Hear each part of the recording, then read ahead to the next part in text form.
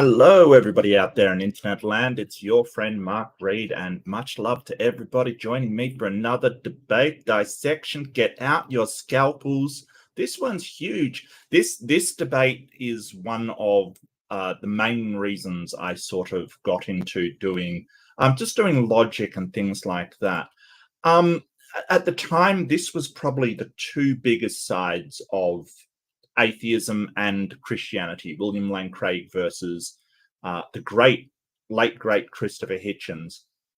And we're going to go through it. It is on the slightly longer style, so I'll see how I do with all of my tangents and interruptions and everything. But it's so good to see all of you in the chat. Daryl, always first. I don't know how he does it first every time. Just a talent, apparently. Nana, Iconcray, I'm sorry, I don't know how to pronounce your name. I'm butchering that. Iconocray is giving us some Babylon 5 wisdom. It always amazes me, actually, sort of the wisdom that sort of you can find in anywhere. People point to verses in the Bible and they say, oh, you know, what deep wisdom. But you can find it in almost anything that people sort of write and dedicate art to. There's a lot of wisdom you can find in Shakespeare, and there's a lot of wisdom you can find in Babylon 5, and there's a lot of wisdom you can find in Lord of the Rings, as I mentioned earlier. So I don't think it's a religious thing of putting religion into your works. I think that's a human thing. And Robin, always good to see you. Every time it's just a delight. So welcome. But yeah, we're gonna get into this now. I just want to go through, because this is my sort of Sunday. You're probably your Saturday night, but I want to do a few more things live. I do want to do some more stuff. I've been playing around with some more segments, and a lot of them just haven't worked, and I've thrown them in the bin. But I do want to do more. I ran into a video of a street preacher, so I might this week try checking out some street preachers and why their arguments are so dreadfully bad. And this particular one kind of annoyed me. So I also want to get back and hassling Ken Ham, because it's Ken Ham, and I like to hassle Ken Ham because it's Ken Ham. So if there's ever been one person to really just sort of use the system to their advantage in the worst way possible, it's Ken Ham and his Ark Encounter. Things that the government pay for should be educational and contain accurate information. And we all know the Ark Encounter does not contain accurate information. So I do want to get back to hassling Ken Ham, because Ken Ham is definitely hassleable.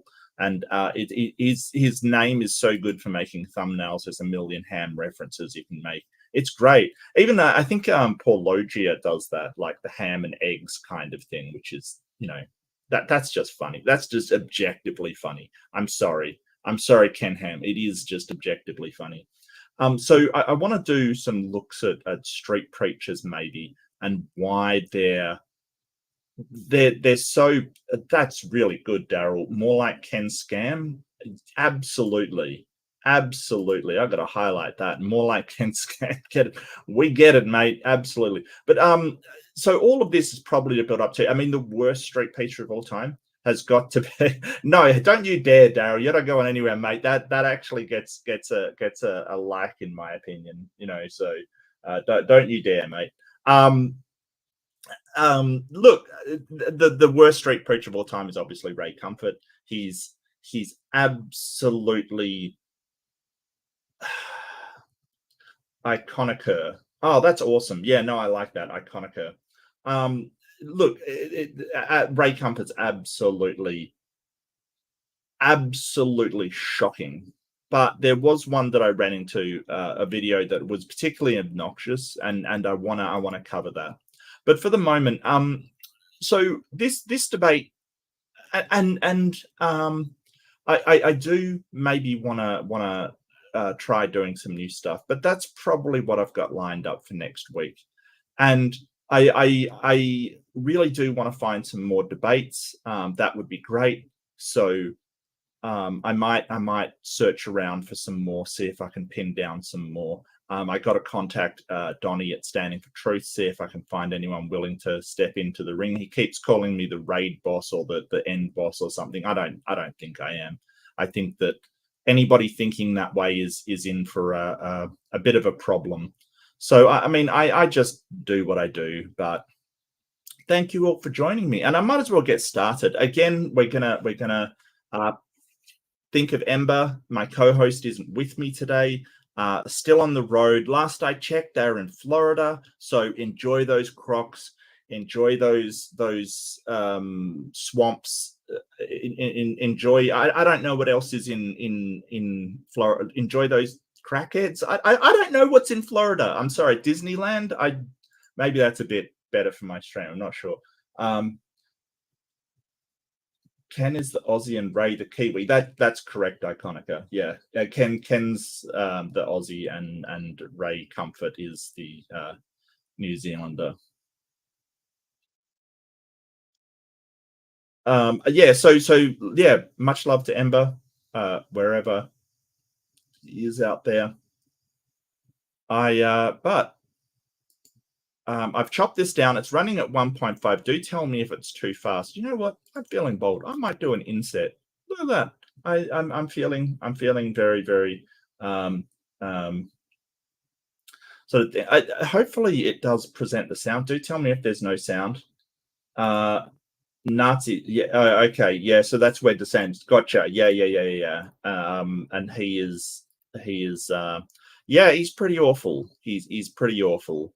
DeSantis, I think he's the same as our opposition leader at the moment, who is an ex-federal police officer and pretty right wing. So the drama is a little foolish. The drama. Oh no! Look, generally, I don't generally go in for internet drama. I generally avoid it, as most people do know. People have atted me, and I've gone, no, I don't really want to get into a whole load of drama. But there are things that I really do want to. I really do want to address. And I left a comment on this Street Preachers channel, and they deleted it. So it's kind of what sort of annoys me is that they're hypocritical. They sort of go, well, I have the right to go and talk wherever I want, but then they're blocking people from talking back to them. And it is a problem. I kind of think that I kind of think that the problem is that people and street preachers especially, they don't really want to have a discussion. Not really. They want to tell you what they believe and not have you discuss with them the reasons for that. So I think it is actually a case of being talked at and not to. And I'd like to get a better dialogue than that, but you know, Florida's really.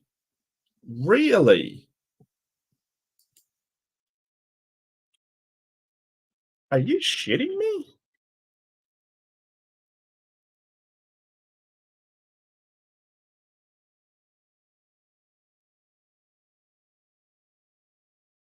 Florida travel advisory. I don't know whether this is a joke website or not. Traveling to Florida is dangerous. Know the risk, know your rights, protect yourself. Caution advised for travelers to Florida. Particularly unsafe for people of color, LGBTIA communities, and individuals who speak with an accent and international. Possible in Florida, routine daily activities for those who cannot immediately prove United States citizenship. Oh, well, I'm in trouble. I'm in trouble. And a lawful residency all times. Arrest for operating a vehicle, no matter the state you are from. Reduced access to healthcare services and compromised safety. Exercise caution if you are over. Okay. Is this a joke site or is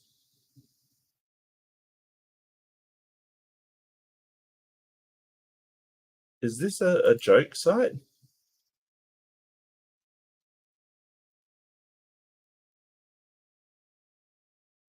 Oh, Ember. Yeah, I think Ember is in Florida.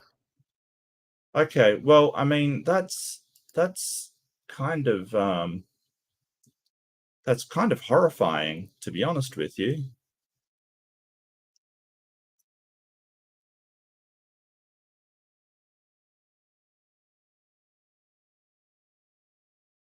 Yeah, all right. That's absolutely horrifying. Hmm.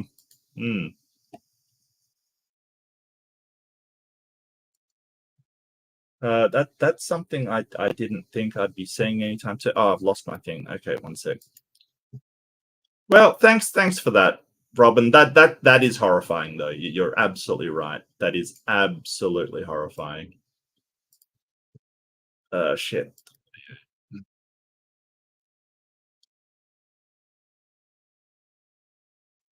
Okay, well, I'll get this started. But thank you for sharing me the horror of Florida. Oh, come on, Samami. No. Be nice. Be nice. Be nice. And you too, Sunflower. You can't just come in here and call everybody bonkers, mate. Like, seriously. Um.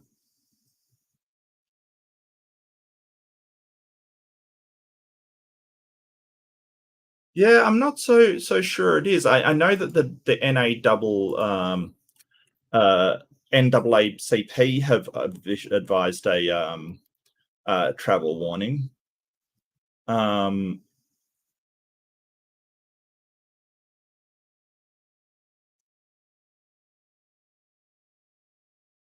don't think that you know, I think that maybe it's a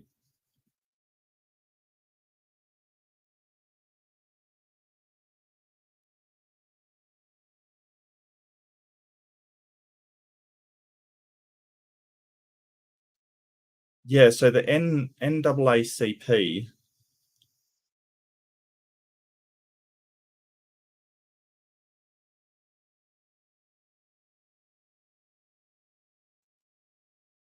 is a pretty respected institution. Okay, Sunflower. Well, I mean, I don't know. I think that there are some areas maybe if we're talking about it. I've been told as an Australian when I'm visiting America that there are some areas that I probably shouldn't go into. You know, so there's definitely some areas around that I'm not sure if that's alarmism or not. I don't know, but you know,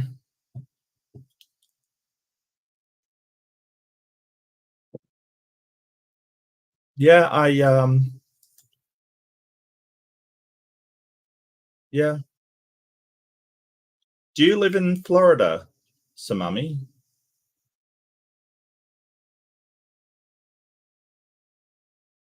Just asking for a friend. I'm so sorry if you do. I'm so sorry. All right.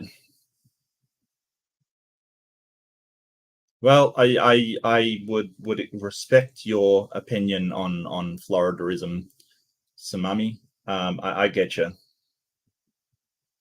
No one in America takes that warning seriously. Well, see, Sunflower, the thing is that people who are LGBTQI plus may actually take it seriously. It's that the problem is it doesn't affect you. So you may not take it seriously because it doesn't affect you. Other people might. I come on, Tsunami. Let's be nice. Let's be loving. Come to Chicago. They'll love me here. Will they? I don't. I've never really wanted to go to Chicago, though. I do have a friend that lives near there that I'd like to see. But anyway, let's get started on this debate. That's the reason why we're here. Yeah.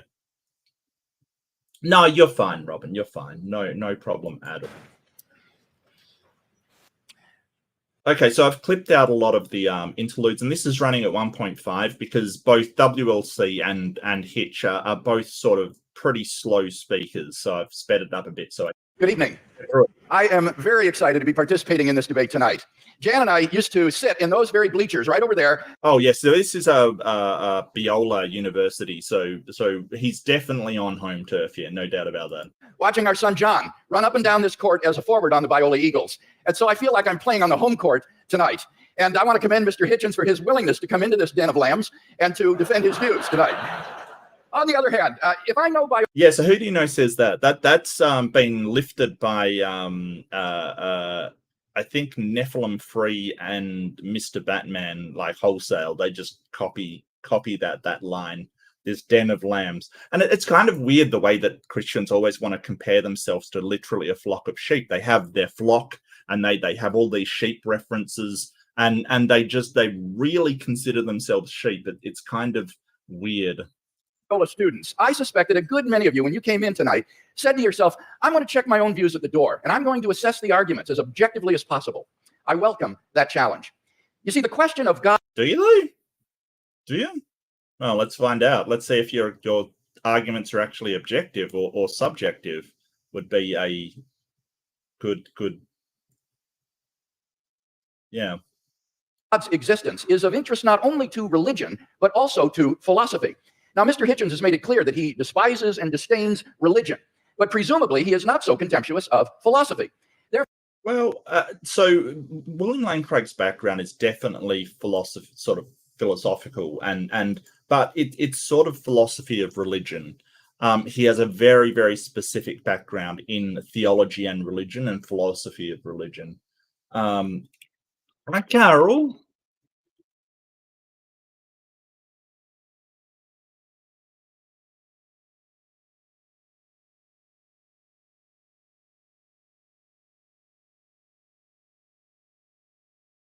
For as a professional philosopher, I'm going to approach tonight's question philosophically, from the standpoint of reason and argument. I'm convinced that there are better arguments for theism than for atheism. So in tonight's debate, I'm going to defend two basic contentions. First, that there's no good argument that atheism is true. Okay, so that's kind of flawed to start out with, because atheism is true is a weird statement to make. We covered this in the last debate dissection, which was Alex O'Connor, who said, yeah, but the whole idea atheism, it's a negative position, or it's just a rejection of a claim. So it's weird to say that the rejection of a claim is true or not. So I get what he's saying, though, because in his philosophy of religion, you basically will say that atheism is the position on the proposition there is no God. So basically you're saying, so it sort of reveals about what definition of atheism that William Lane Craig is actually using. So he's using the philosophy of religion one, which sort of says that atheism is saying that there is no God. It is a sort of positive position, but that may not necessarily be the case. That's maybe not what Hitchens is using, and it certainly wasn't what Alex was using when he was talking about it. Okay, Sunflower, both Sunflower, Samami, love you both. Just drop it. Just forgive each other. Peace. The thing about a travel advisory and how people feel about a state, it's subjective. It's all about perception. So just chill out. It's fine. Some people can find it sort of helpful, and some people can say, hey, it doesn't need to be there. But really, the people that a travel, like the people that get to decide if that travel advisory is warranted is the people that it affects. Sunflower, I'm just saying, if somebody puts out a travel advisory and for black people, and I go, well, I've never had a problem there, I can't give that explanation. It still may be that black people have. Tsunami, stop. No, don't insult people. We can disagree without doing that. Come on now. And secondly, that there are good arguments that theism is true. Now, notice carefully the circumscribed limits of those contentions. We're not here tonight to debate the social impact of religion or Old Testament ethics or biblical inerrancy. All interesting and important topics, no doubt, but not the subject of tonight's debate, which is the existence of God. Yeah, so he's defining it, which, don't get me wrong, William Lane Craig is he's good at debate. He is. There's a reason why he's held up as one of the sort of big time Christian debaters. There's no doubt that he is really good at debate. I disagree with a lot of what he says, but I'm not going to disagree with that. And he does know philosophy. Consider then my first contention, that there's no good argument that atheism is true. Atheists have tried for centuries to disprove the existence of God, but no one's ever been able to come up with a successful argument.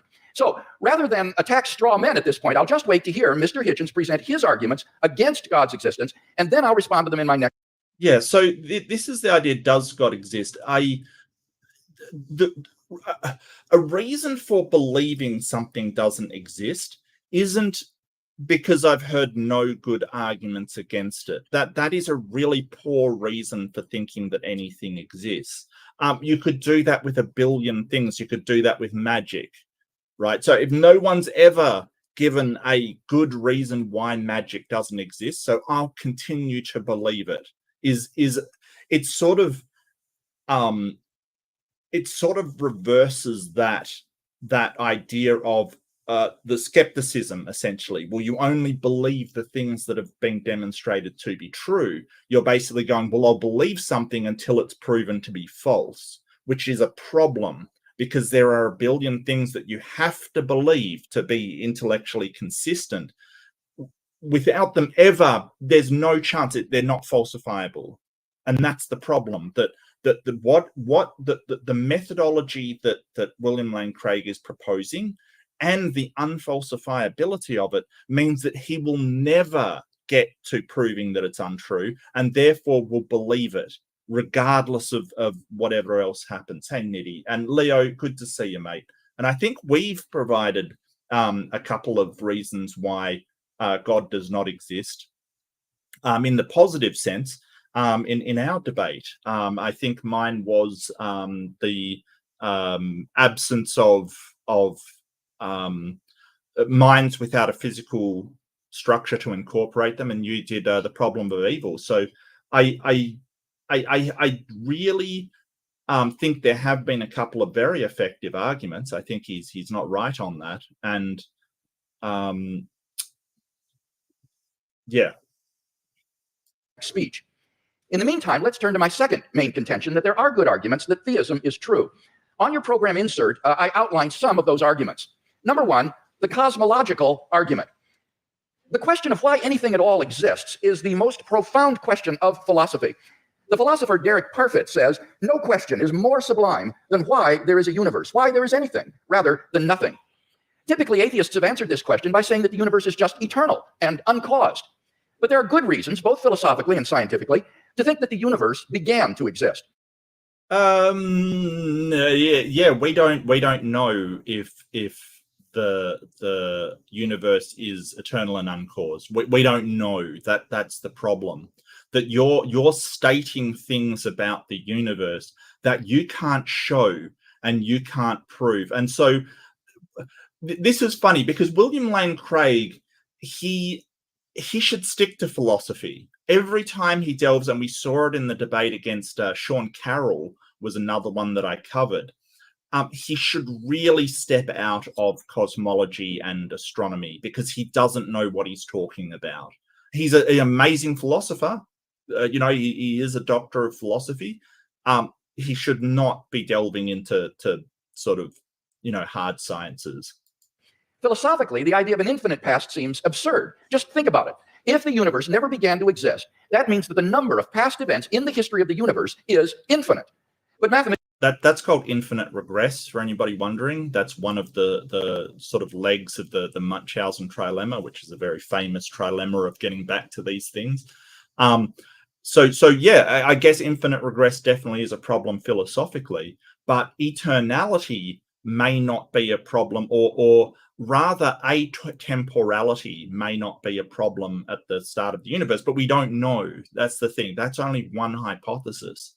The whole point is that the skeptic, and what the skeptic will do is say, I'm not going to believe that until it's been demonstrated to be true, instead of, I'm going to believe this unfalsifiable proposition until it's demonstrated to be false.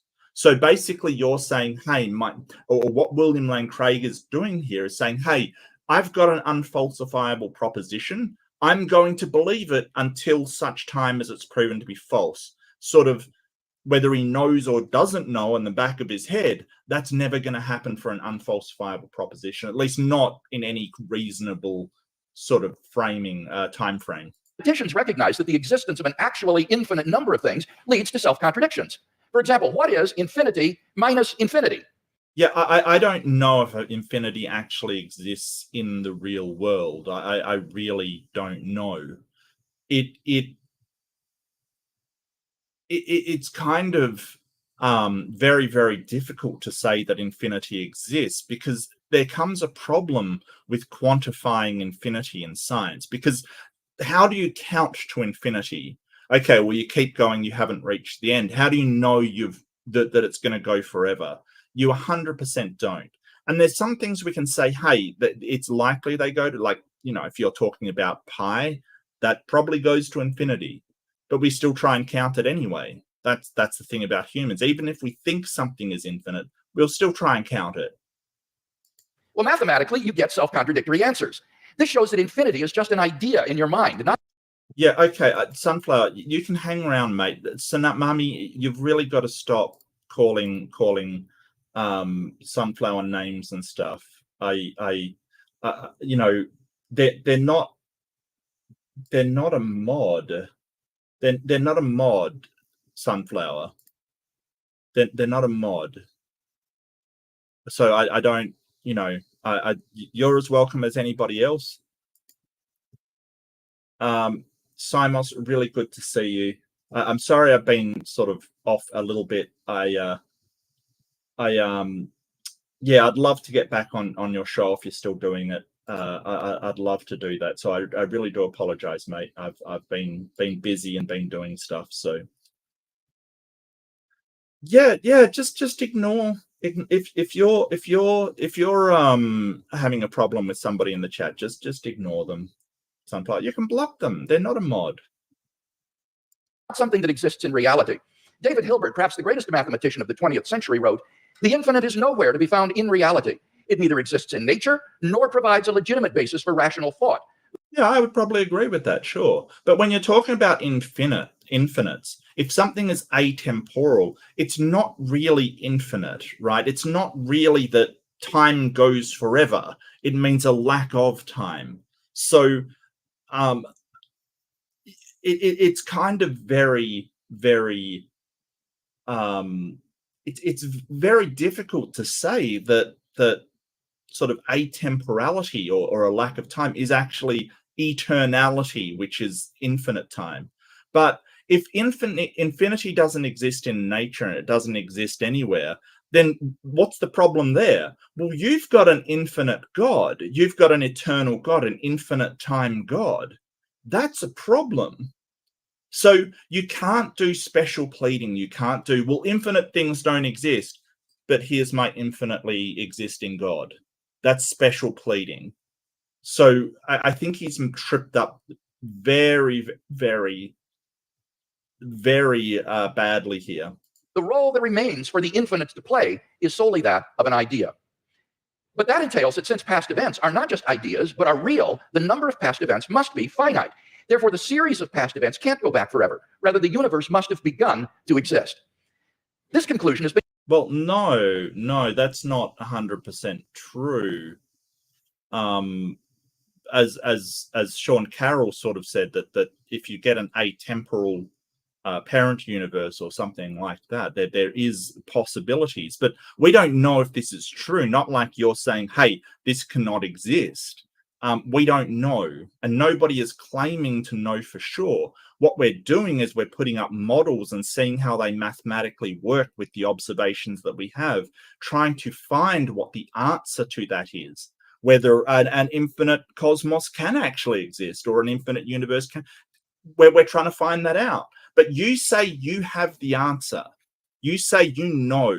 So, I don't see why he's leveraging cosmology against it, because that's not good evidence for a god. Confirmed by remarkable discoveries in astronomy and astrophysics. In one of the most startling developments of modern science, we now have pretty strong evidence that the universe is not eternal in the past, but had an absolute beginning about 13 billion years ago in a cataclysmic event known as the Big Bang. What makes the Big Bang so startling is that it represents the origin of the universe from literally nothing. Well, it's not cataclysmic and it's not nothing. See, this is why he should stick to philosophy and not cosmology. The nothing. So this is the problem is that Lawrence Krauss's book came out about this time, and no theist actually read it. They just saw the universe from nothing and interpreted that as sort of nothing, no thing, a philosophical nothing, and not the physics-based nothing as no energy or matter. For all matter and energy, even physical space and time themselves, came into being at the Big Bang. As the physicist P.C.W. Davies explains, the coming into being of the universe, as discussed in modern science, is not just a matter of imposing some sort of organization upon a previous incoherent state, but literally the coming into being of all physical things from nothing. Now, this puts the atheist in a very awkward. Yeah, so what he's talking about is a lack of matter and energy. But that doesn't mean there can't be background quantum states in that field. Like, this is the thing, like, you're not understanding the physics of it. And I don't even understand the physics of it. It is sort of quantum mechanics and very, very complex stuff. But when they're talking about nothing, they're talking about a quantum field with potentiality for existence and no matter and energy.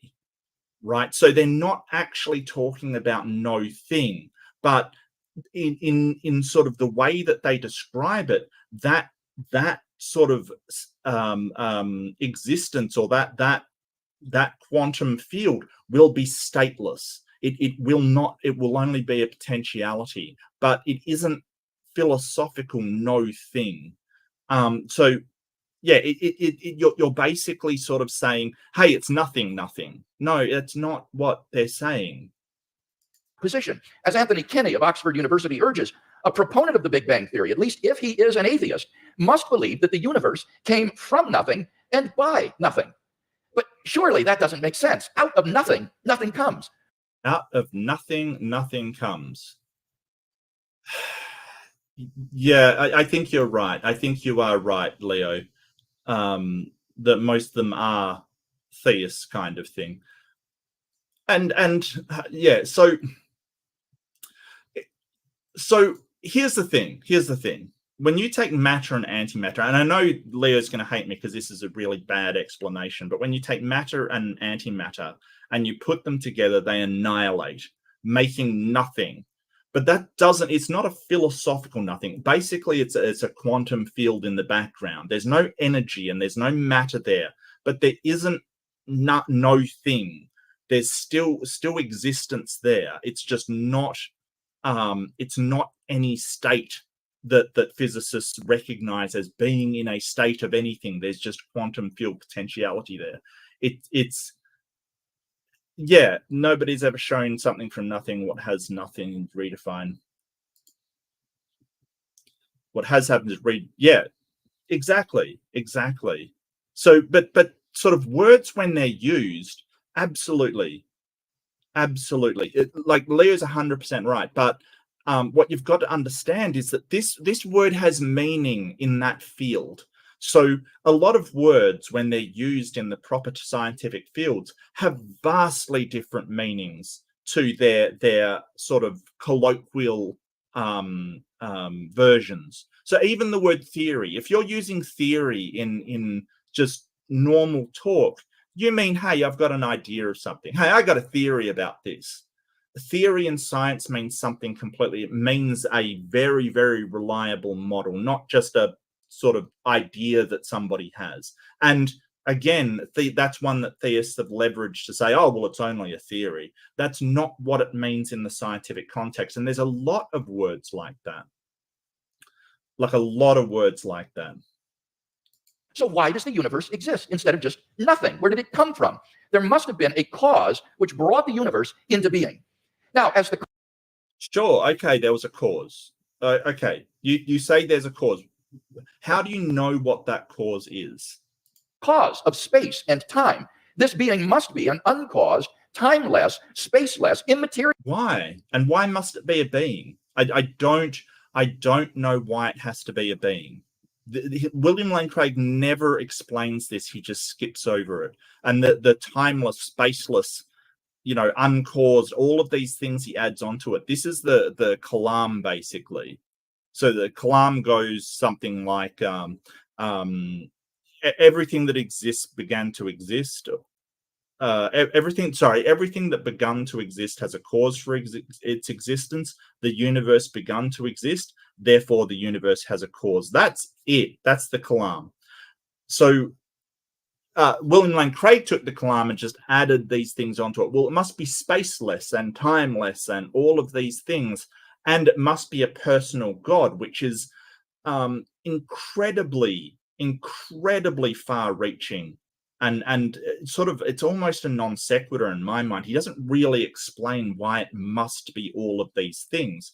And if you're talking scientifically, he doesn't say whether that timeless and spaceless thing is just our local space-time in our universe, or any kind of cosmos behind it, or maybe it has time and space in a parent universe. There's so many questions there of how he determined this.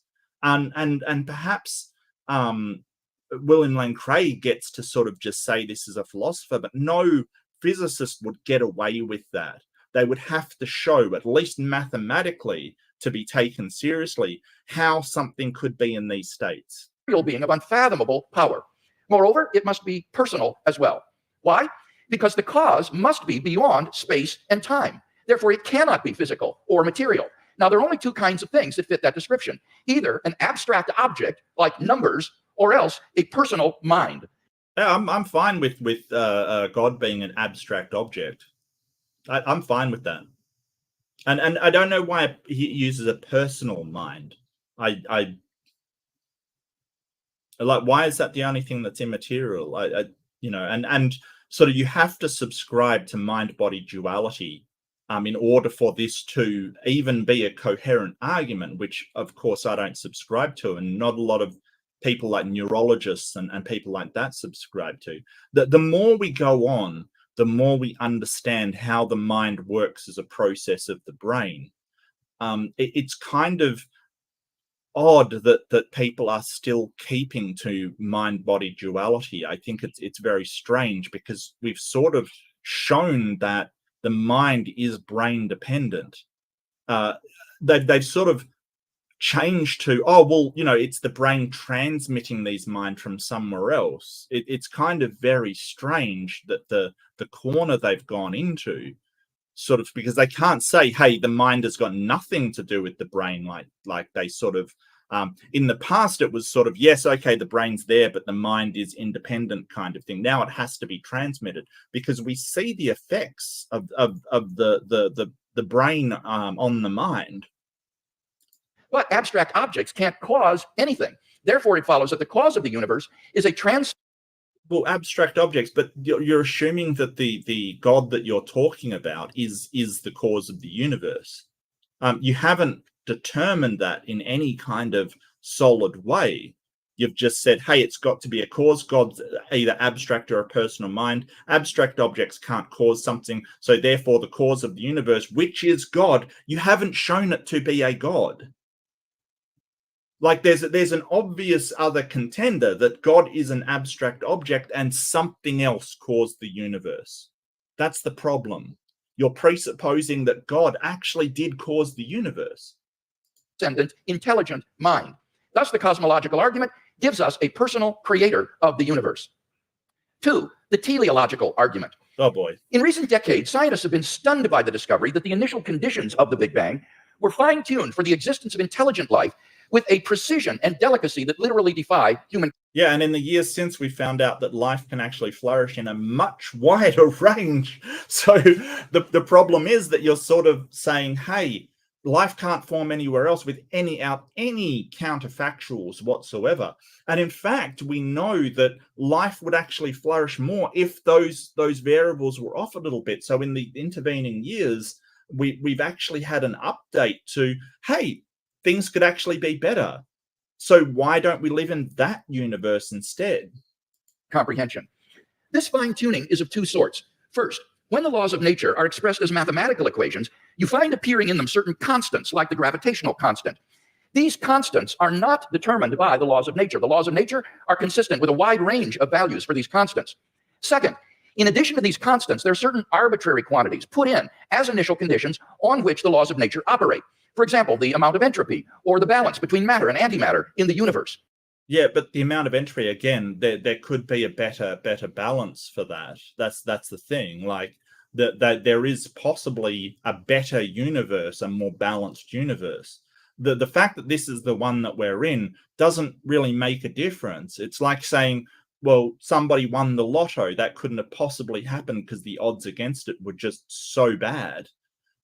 We don't know if the universe could form any other way. It could be that the processes that formed the universe had to form the universe with these constants, or not all constants could have had the same level of probability assigned to them, because we don't know the process of how the universe formed. It could be that the universe has a higher probability of giving us the gravitational constant than some other value for it. So in that case, you're looking at all, and I got to thank Simos for that, because I'm copying his argument. It could be that you're looking at it as all constants had the same probability. We don't know that. It could be a bell curve of probability. There might be some constants that universes naturally form into. But at the moment, we've got a sample size of 1. So we have absolutely no counterfactuals to see what kind of universes form with any other constants. Now, all of these constants and quantities fall into an extraordinarily narrow range of life-permitting values. Were these constants or quantities to be altered by less than a hair's breadth, the balance would be destroyed and life would not exist. Well, this life wouldn't exist. We don't know if no life would exist. We don't know what kind of life would arise if those were sort of changed. Maybe they would be, maybe they wouldn't. But again, maybe this is the only way a universe can form. To give just one example, the atomic weak force, if it were altered by as little as 1 part out of 10 to the 100th power, would not have permitted a life-permitting universe. Now, there are 3 possible explanations of this remarkable fine-tuning: physical necessity, chance, or design. Now, it can't be due to physical necessity because the constants and quantities are independent of the laws of nature. In fact, string theory predicts that there are around 10 to the 500th power. String theory is largely outdated.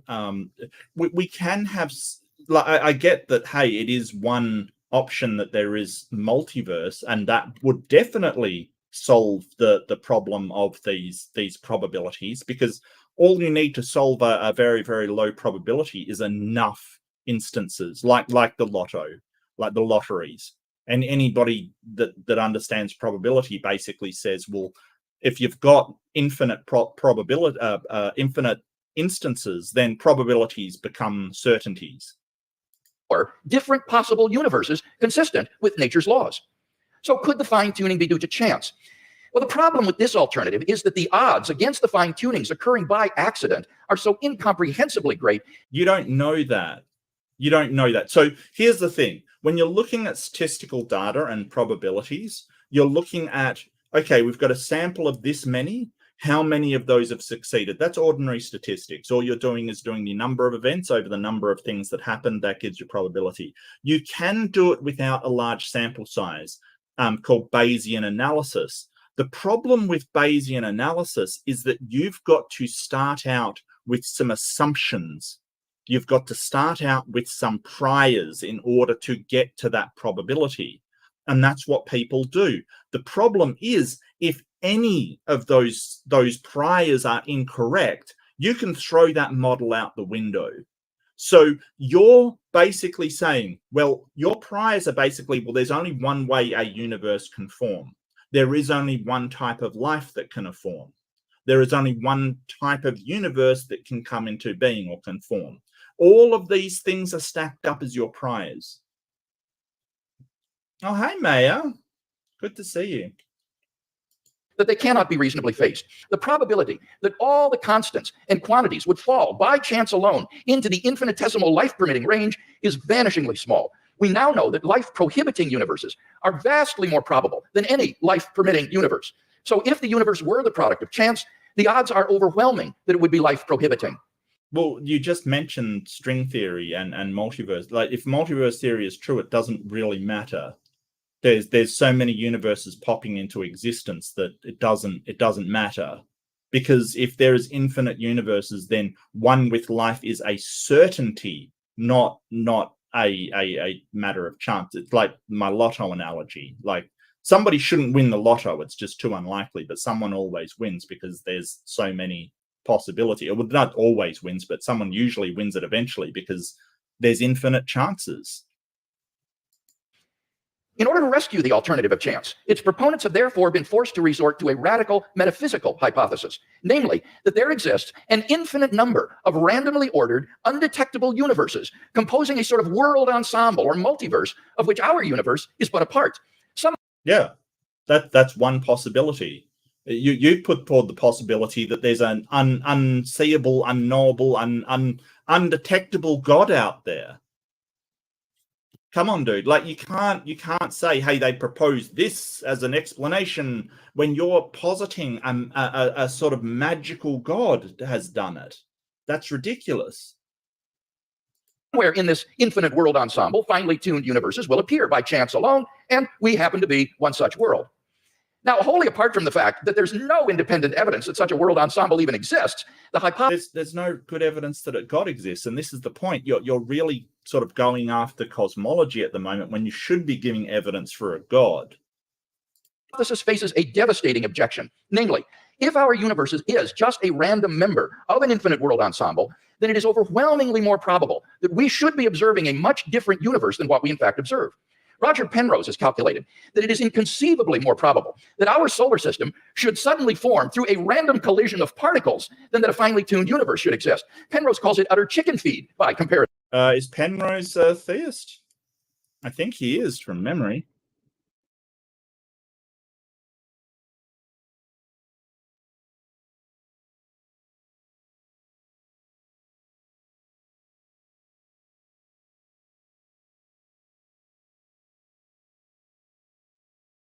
Yeah, and I'm not sure about that one. So, if our universe were just a random member of a world ensemble, it is inconceivably more probable that we should be observing an orderly region no larger than our solar system. What gave you that? Like, because Penrose said that it's more probable for the so he said that the solar system came into being by random collision. Well, that's kind of the case. Like, accretion sort of created the solar system. I'm not sure where he's getting this from.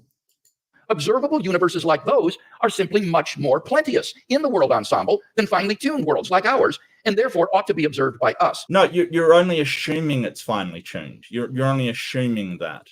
A lot of people have sort of said, hey, this appears to be finely tuned. We don't know for sure. This is the problem. You're taking it as you're taking it as a given that no other life could form in any other way, that universes can form with any constants whatsoever. You're really making these assumptions, and they're undermining everything that you're doing, because no one has claimed to know that for sure. Since we do not have such observations, that fact strongly disconfirms the multiverse hypothesis. On atheism, at least, then, it is highly probable that there is no world ensemble. The fine-tuning of... Yeah, I don't think that's 100% the case. I don't think that's atheism. I think you're talking cosmology right now. I think you're talking something completely different, and I don't think he's really versed in cosmology.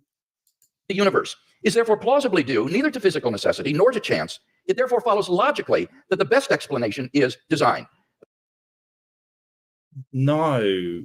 Why does that follow?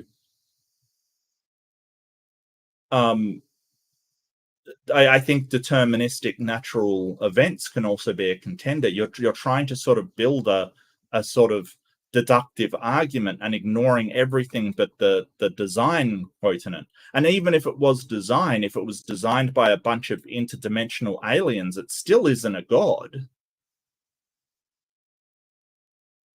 If it's simulation, then it isn't a god. Like, this is the thing. You're supposed to be giving evidence that God exists, and all you're really doing is sort of saying, hey, we don't know how the cosmology formed. Yeah, no joke. That doesn't get you to put a god in that gap. Thus, the teleological argument gives us an intelligent designer of the cosmos. 3, the moral argument. Oh, here we go. The moral argument. God does not exist, then objective moral values do not exist. Yeah, that's an argument from consequence. I don't like it that objective moral facts don't exist. Big deal. Can you show me any instance where the universe has changed itself to make these moral facts exist?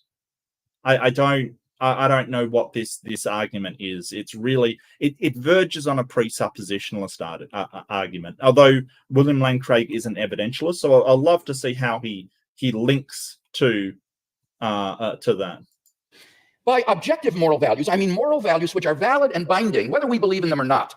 Many theists and atheists agree that if God does not exist, then moral values are not objective in this way.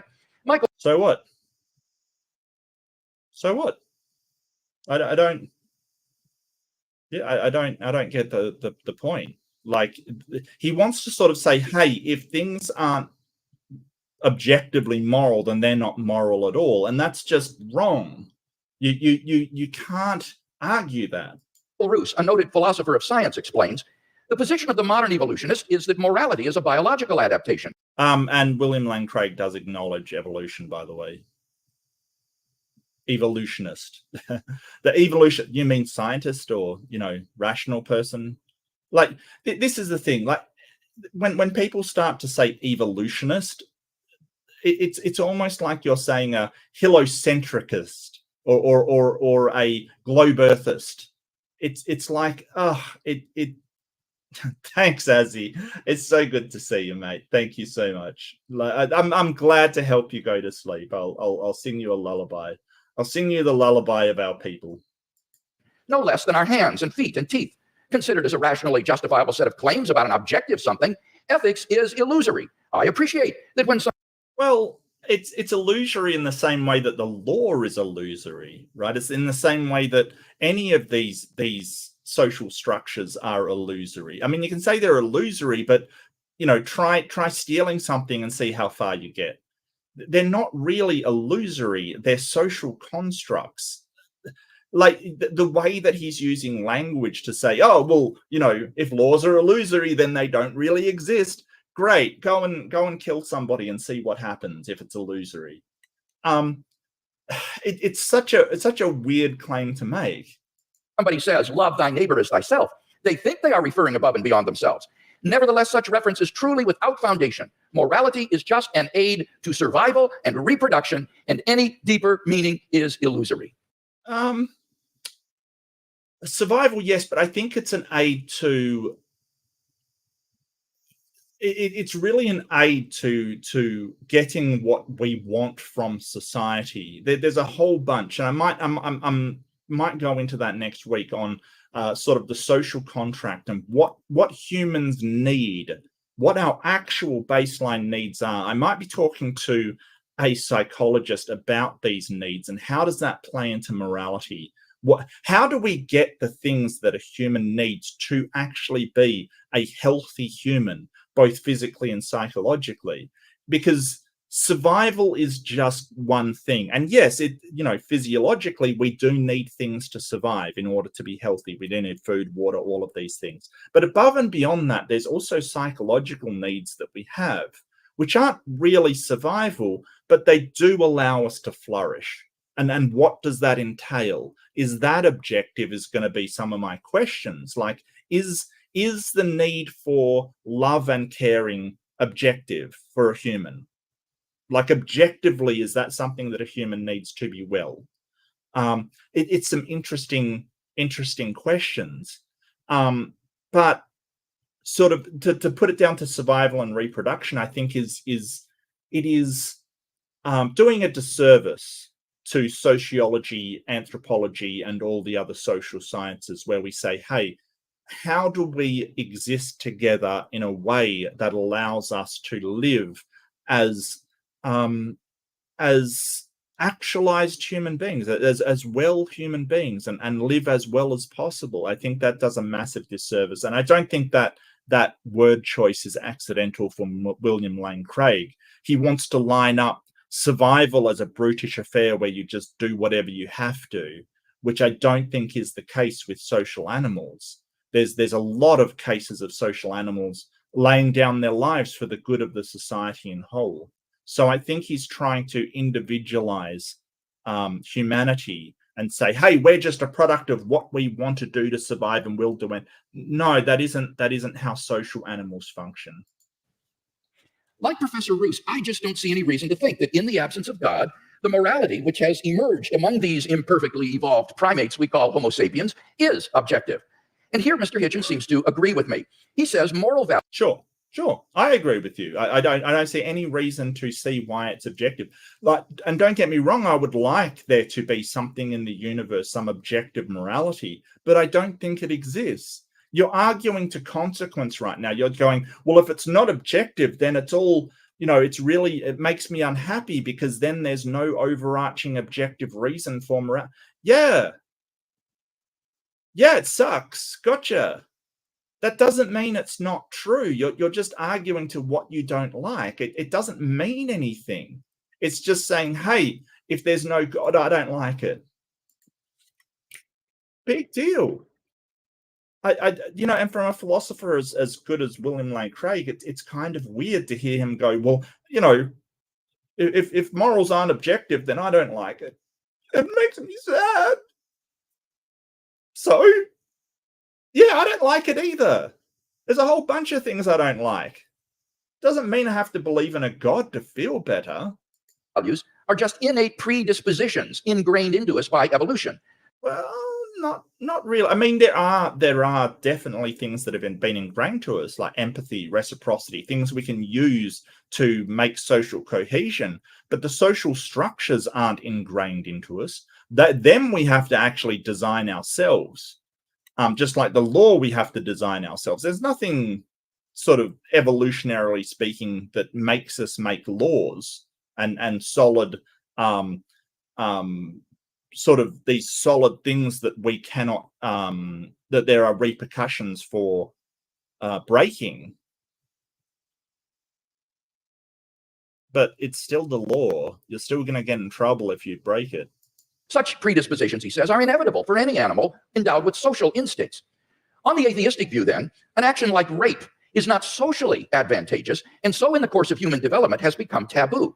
But that does absolutely nothing to prove that rape is really morally wrong. On the atheistic view, there's nothing really moral. What do you mean by really morally wrong? It's reprehensible to all societies.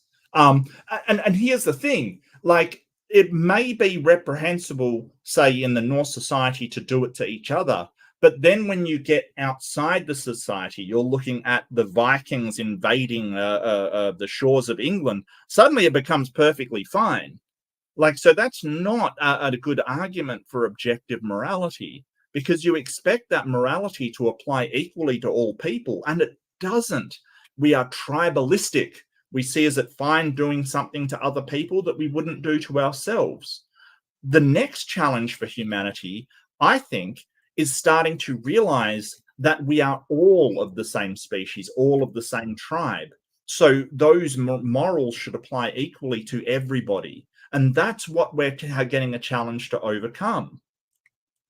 But it's not like Christianity suddenly solved this problem. Christianity did a whole bunch of killing to other people because they weren't Christian, and torturing, and also all horrible stuff.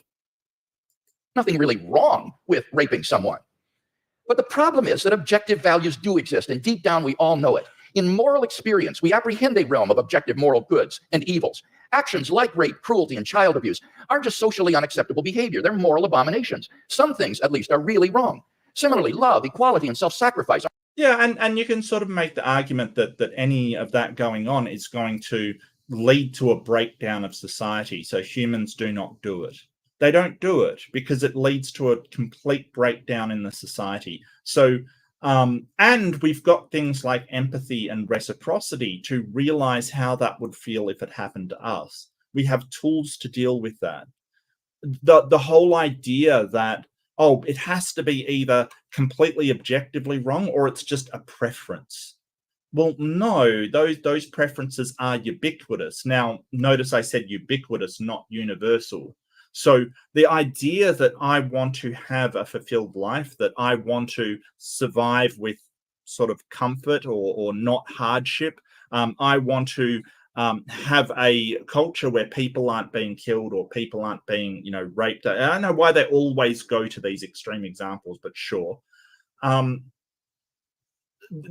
idea is ubiquitous throughout human societies. I'm not going to say it's universal because obviously there's been exceptions here and there, but generally people are after the same things. And generally those things are the things that we need for survival, like Maslow's hierarchy.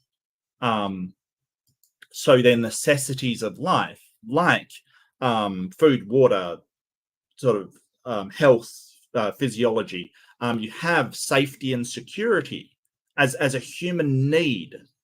Now, how objective is that need is another question altogether. But that is ubiquitous as a human need. If you don't feel safe and secure, you will not flourish as a human being. You will be broken and miserable. You need to feel safe. You need to feel secure. And so what the actions that you're commenting that hey, if there's no objective morality, then this isn't wrong, is directly antithetical to that safety and security that human beings need to be a well human being. So yeah, you can sort of say, hey, but that's just subjective, but it's ubiquitously subjective. It's intersubjective. We all kind of agree that we need this safety and security because that's what we need. And I really hope I can talk to somebody in psychology about how objective or subjective is that need. So, subscribe, like, and I'll try and untee that up and have a really good conversation on whether we do, whether the need to be safe, whether the need to be self-actualized, whether the need to be fed and hydrated, is that objective? It's a good question. I don't know the answer to it. But yeah, I'd love to know. Are really good, but then it follows logically and necessarily that God exists. Number 4, the resurrection. No, and he's completely skipped over that atheists can be moral realists or believe in objective morality without a God. They can. I mean, I don't subscribe to the arguments, but you could say that evolution has these needs that are objectively there. I'm not seeing it, but I hope I can talk to people. Graham Oppy, for instance, a philosopher, he says that morals are objective. So yeah, it's not the case. They could be objective and from somewhere else other than God, is my point. So he's just skipped over that because, why not? Action of Jesus. The historical person, Jesus of Nazareth, was a remarkable individual. Historians have reached something of a consensus that the historical Jesus came on the scene with an unprecedented sense of divine authority. Okay. Look, from what we see of Jesus of Nazareth, I'll grant you a remarkable person, right? He had a lot of ideas that were strange for the time, that were progressive for the time. Like, even if you don't believe he was divine, he was certainly a remarkable person for the time. That doesn't make him a god, right? Mahatma Gandhi had some remarkable ideas for his time. Look, Nelson Mandela had remarkable ideas for his time. There's been a ton of people with, it doesn't make you a god. Sorry. The authority to stand and speak in God's place. He claimed that in himself the kingdom of God had come. And as visible demonstrations of this fact, he carried out a ministry of miracle working and exorcisms. But the supreme confirmation of his claim was his resurrection from the dead. If Jesus did rise from the dead, then it would seem that we have a divine miracle on our hands and thus evidence for the existence of God. Yeah, okay. If, yeah. Well, do you have any evidence for that? Now, most people probably think that the resurrection of Jesus is something you just believe in by faith or not. But there are actually 3 established facts recognized by the okay. Well, yeah. That's the reason most people give for it. majority of New Testament historians today, which I believe are best explained by the resurrection of Jesus. Fact number 1. On the Sunday after his crucifixion, Jesus' tomb was discovered empty. Most people that were crucified didn't have graves, much less tombs. That's the thing. Like, if you're going with probability, like a majority of New Age, New Testament scholars think this, and a majority of people who got crucified didn't have tombs or even graves. It's unusual to find someone who was crucified in a grave, and we've never found a person crucified in a tomb. That's the thing. There's some problems there. By a group of his women followers. According to Jakob Kramer, an Austrian specialist. Yeah, there's only one account for that, dude. Like, that. This is the thing. Like, there's no other account besides the Bible, the holy text of the religious people who believed he was a god at the time. That's the problem. Like, yeah. By far, most scholars hold firmly to the reliability of the biblical statements about the empty tomb. Fact number 2, on separate occasions, different individuals and groups experienced appearances of Jesus alive after his death. According to the prominent New Testament critic Gerd Ludemann, it may be taken as historically certain that the disciples had experiences after Jesus' death in which Jesus appeared to them as the risen Christ. These appearances were witnessed not only by believers, but also by unbelievers, skeptics, and even enemies. So he's basically talking about Paul. He's basically talking about Paul. That's it. So Paul never saw Jesus. That's the thing. He heard a voice and saw a light. He never saw Jesus, right? Like, this is the thing. But how do you say that's a historic certainty? That's a stretch. That's an absolute stretch. Like, I don't think that's a historic certainty. You're basically saying, hey, again, the Bible says that these people did. There's no extra biblical source which says, hey, we know for a fact that these people saw the risen Christ. No historian is saying that from the time. It's ridiculous for you to make this claim, because basically what you're trying to avoid, William Lane Craig, is saying, hey, the Bible says it. The Bible says that these people saw Jesus after he rose. Like, let's face it, that's what he's saying. I don't know, like, he's kind of putting that statement in very, very long and winding words. Like, all historians today, or majority of the historians today, yeah, the majority of the historians for the New Testament are sort of religious. And so they say, hey, this is the case, but it hasn't been consensus among historians that that event actually happened. So, biblical scholars is one thing, historians is another, and he's trying to conflate the two. No, you're referencing one field, which is New Testament theology or New Testament history, and then going, oh well, history says that it. No. I don't. Yeah, this is not cool. But basically, what William Lane Craig is saying is, hey, the Bible says that Jesus was seen after he rose from the dead. That's basically what he's saying. Fact number 3. The original disciples suddenly came to believe in the resurrection of Jesus, despite having every predisposition to the contrary. Jews had no belief in a dying, much less rising Messiah. Yeah, and the Jews didn't believe that. The Jews that were there at the time, and particularly the Jewish authority, which was I think the Sanhedrin, they thought he wasn't the real Messiah.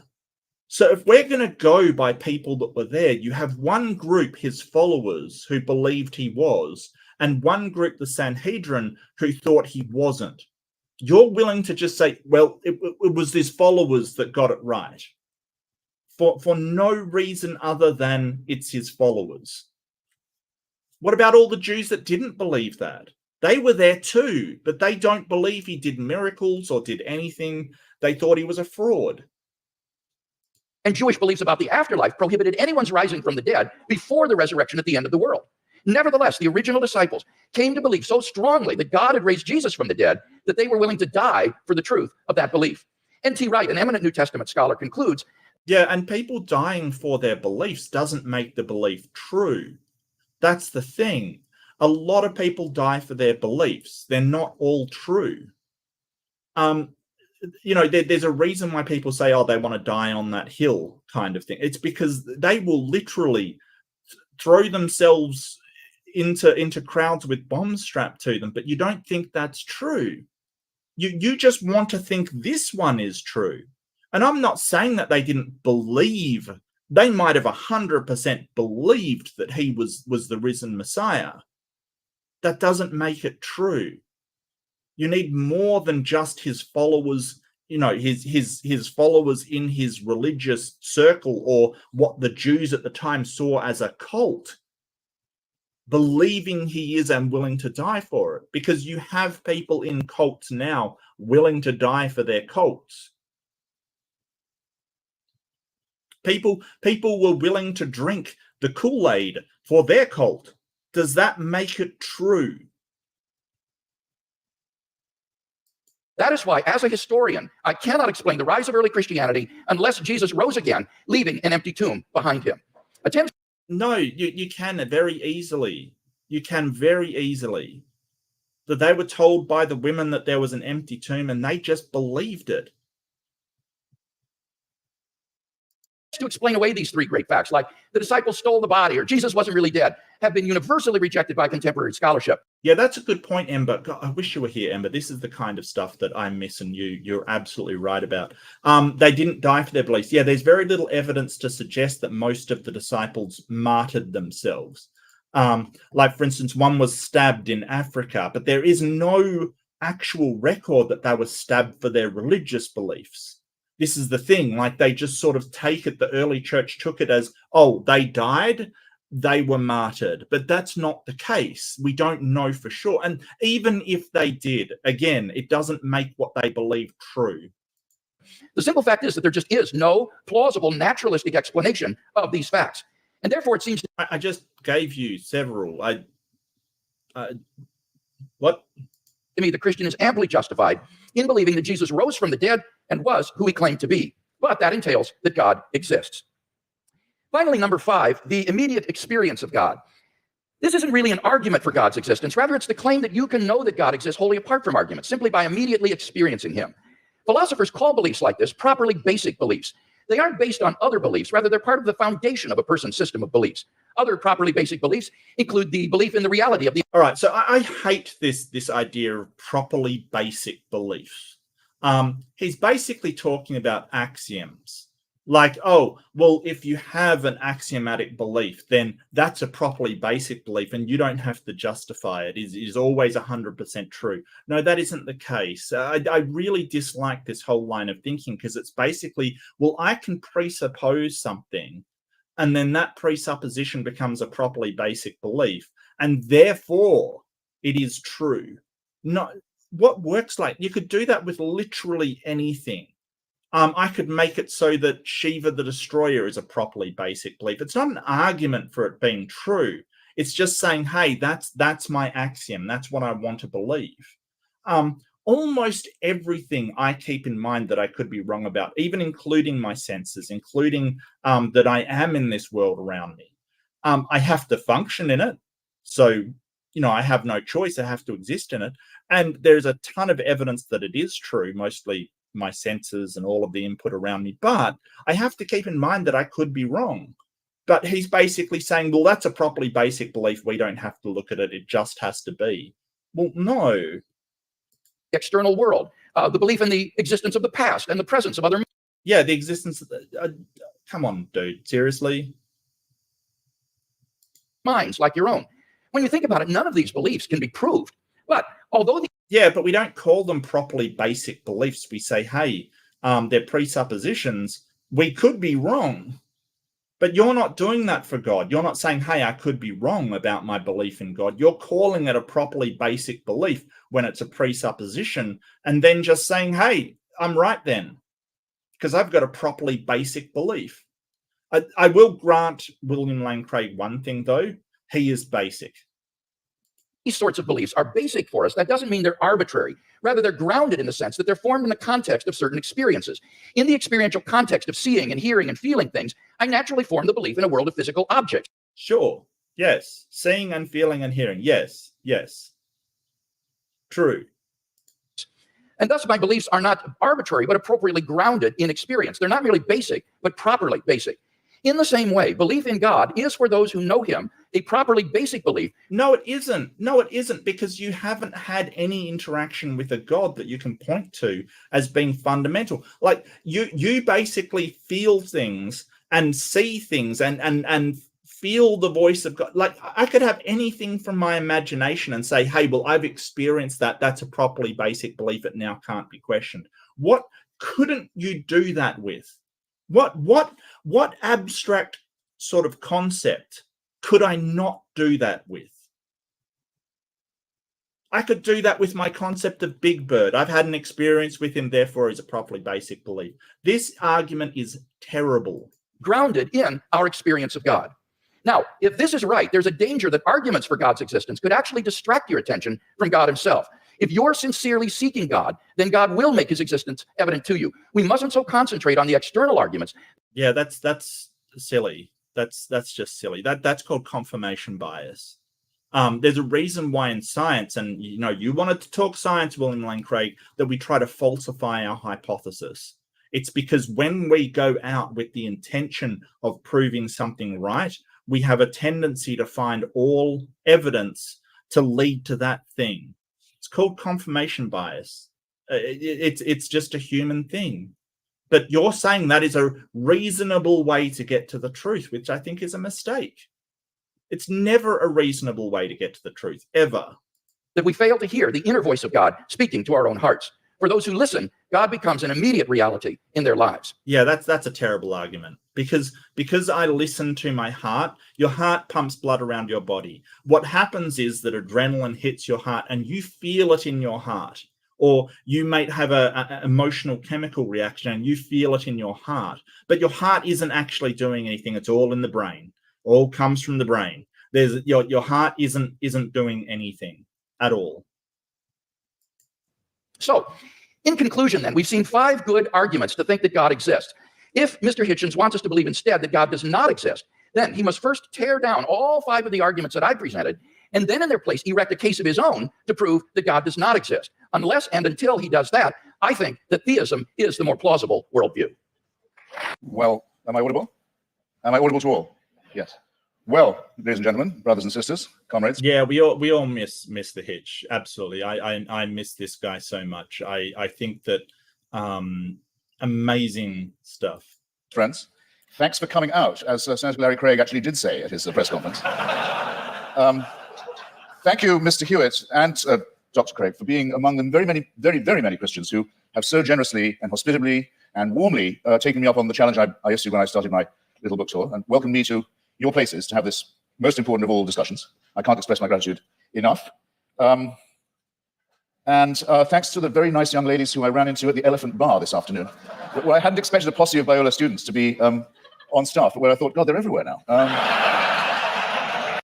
So he's mentioning like you went to the bar and they were sort of working at the bar. The Biola students are everywhere. It's such a subtle dig and such a subtle sort of it's actually awesome. Now, what I have discovered in voyaging around this country and others in this debate and just debating with I can possibly turn the speed down if you want. That should even it out. Hindus, with Muslims, with the Jews, with Christians of all stripes, is that the arguments are all essentially the same for belief in the supernatural, for belief in faith, for belief in God, but that there are very interesting and noteworthy discrepancies between them. And one that I want to call attention to at the beginning of this evening is between those like my friend Doug Wilson, with whom I've now done a book of argument about Christian apologetics, who would call himself a presuppositionalist. In other words, for whom really it's only necessary to discover the workings of God's will in the cosmos, and to assume that the truth of Christianity is already proven. And what are called, they include... I'm going to turn it back up. This sounds a bit weird. Sorry, Robin. I'll turn it back up. See if you can follow. Dr. Craig, with great honor and respect in this, the evidentialists.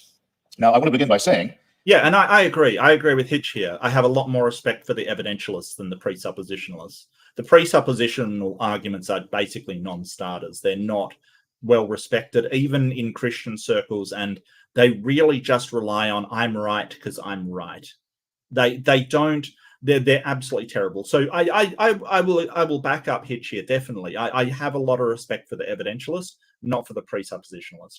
That this distinction strikes me first as a very charming distinction, and second as false, or perhaps as a distinction without a difference.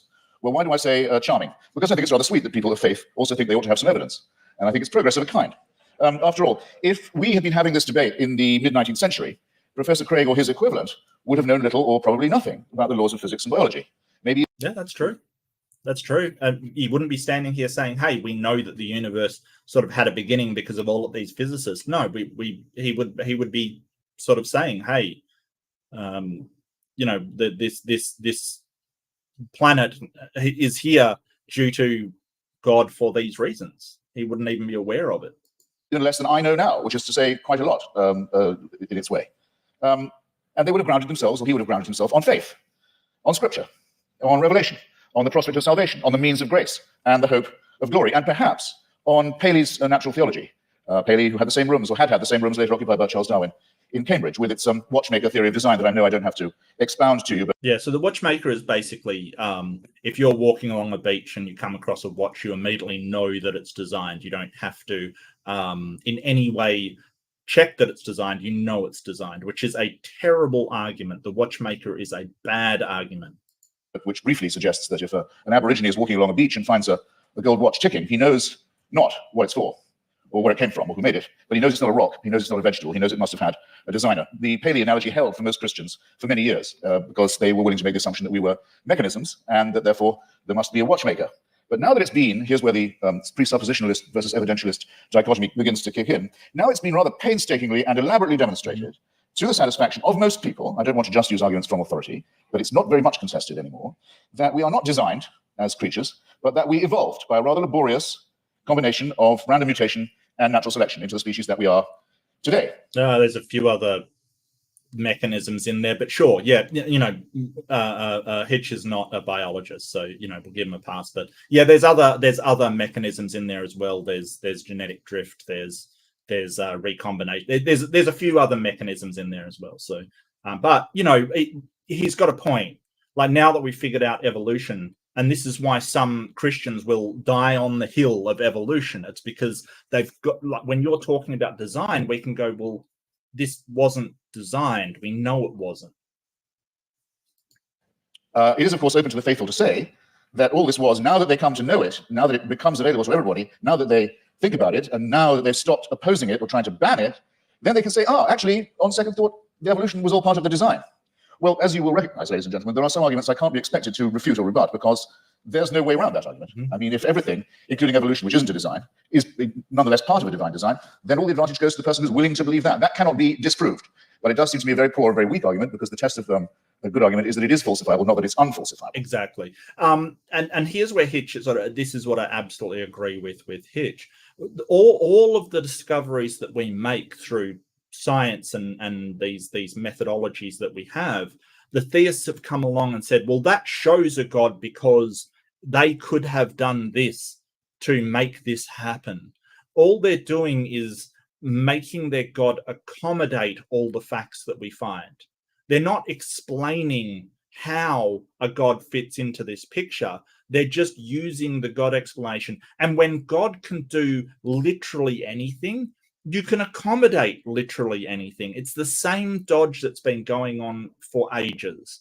And I think we need to sort of acknowledge that it is a dodge. It's basically saying, well, I can't explain what God does in these mechanisms that we've found, like William Lane Craig was talking about sort of the start of the universe. I can't explain what God does in all of this, but it's possible, but he can do it.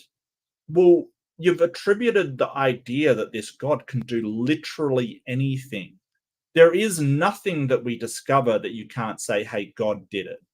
But you're not actually explaining how or where he fits in or why you need him above a natural explanation. And yeah, you're right, Robin. It is post hoc. So, and I often ask theists, I think my favorite thing to ask them is, what understanding of the universe has God provided us with in the last 2,000 years or so? Like, what new information have we gotten from God, as opposed to, say, science and rationality and all of those things? Nothing. Literally nothing. We haven't made any new discoveries, any revelations about the world, none that can be proven anyway. We've got nothing from them.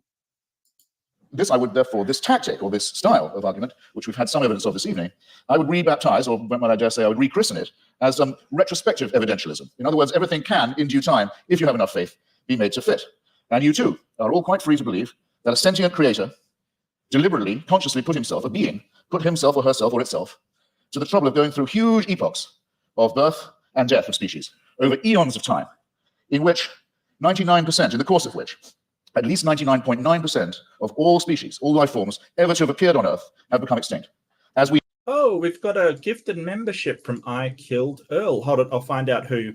Thank you so much, I Killed Earl. You are amazing. So the Lomax was hit, Igor was hit, Professor Phil Bell was hit, and the Time Lord was hit.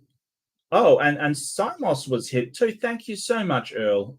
You are a amazing person. Yeah, absolutely, PC. Absolutely. Love it. We nearly did as a species ourselves. I invite you to look up the very alarming and beautiful and brilliant account by the National Geographic's coordinator of the Genome Project. By the way, you should send in your little sample from the inside of your cheek and have your African ancestry traced. It's absolutely fascinating to follow the mitochondrial DNA that we all have in common and that we have in common with other species, other primates, and other life forms, and find out where in Africa you came from. But there came a time, probably about 180,000 years ago, when, due to a terrible climatic event, probably in Indonesia, an appalling global warming crisis occurred. And the estimate is that the number of humans in Africa went down to between 40 and 30,000. This close, think about fine tuning, this close to joining every other species that had gone extinct.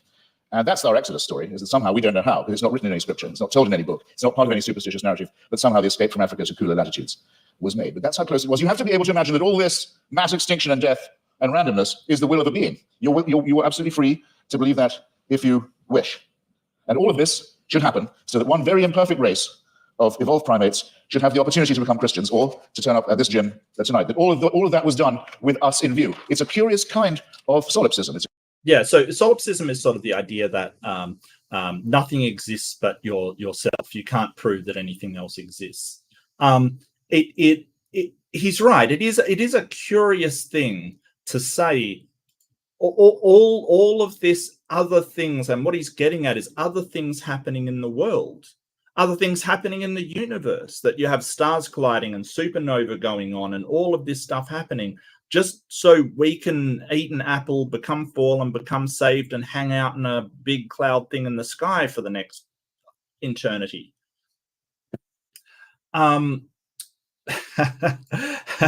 And as throwing some shade, as using the member chat for 6 months, I don't know either. Can't believe I'm able to listen to Mark this long. Keep doing what you do, Marky Mark. Thank you so much, Az. Thank you. And Wilberforce, thank you. Technically, I'm multiracial. Cool. So it's this weird idea. It's this weird idea that all of these physical events and these catastrophes and these floods and fires and all of this is all done so we can love a God and think he's awesome. And for some reason, an omniscient, benevolent, this all-powerful God needs us to think that he is awesome and worship him And so the entire universe was created in order to get us to love a god, because for some reason they need to have it. It's weird. It's a weird thing. And Robin Webster, thank you so much, Robin. 1 guest membership. And you got Stupid Whore Energy Biden Harris 2024. Congratulations, SWE. I can't imagine a better person to get it. So welcome to the club. Enjoy your emojis. Everyone enjoy your emojis. Just start throwing them out. Why not? I got to do some more. I know I got to do some more. I'm a bad person. I really have to get on that. I have a few ideas. So yeah. Oh, thank you so much. Yeah, Robin is awesome. I totally agree. But yeah, all of this pain, this misery, this suffering, all of the things happening, just so we can bow down to a God who you know, for some reason needs us to. It's weird. It's very weird. Curious kind of self-centeredness. I was always brought up to believe that Christians were modest and humble and comported themselves with due humility. And there's a certain arrogance to this assumption that all of this extraordinary development was all about us. And we were the intended and desired result, and everything else was in the discard.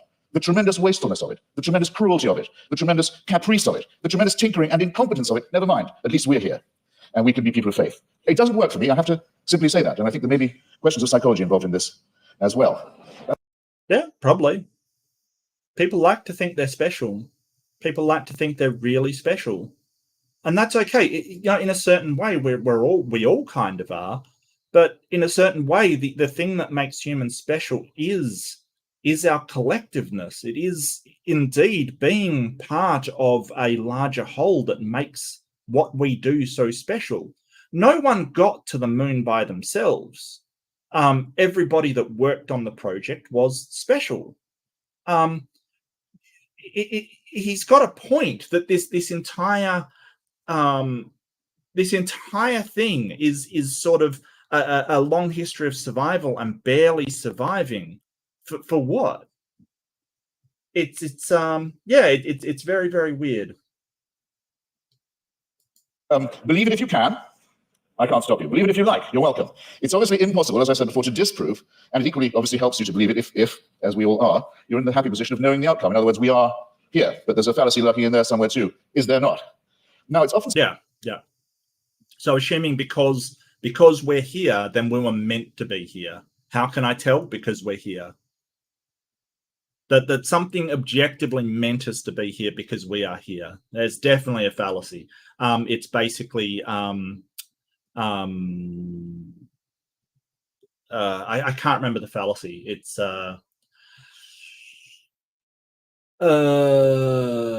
something hoc ergo prompter hoc, maybe, or affirming the consequent, maybe. Affirming the consequent is saying, hey, if somebody meant us to be here, then what we should see is that we're here and that we sort of survived all of the tribulations that we went through. We survived all the tribulations and went through, and we're here. So therefore, we were meant to be here. It is a formal fallacy. It's basically assuming.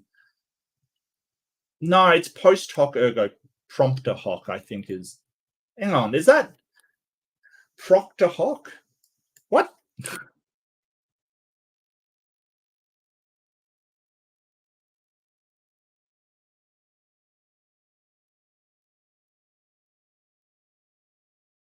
Ergo prompter hoc.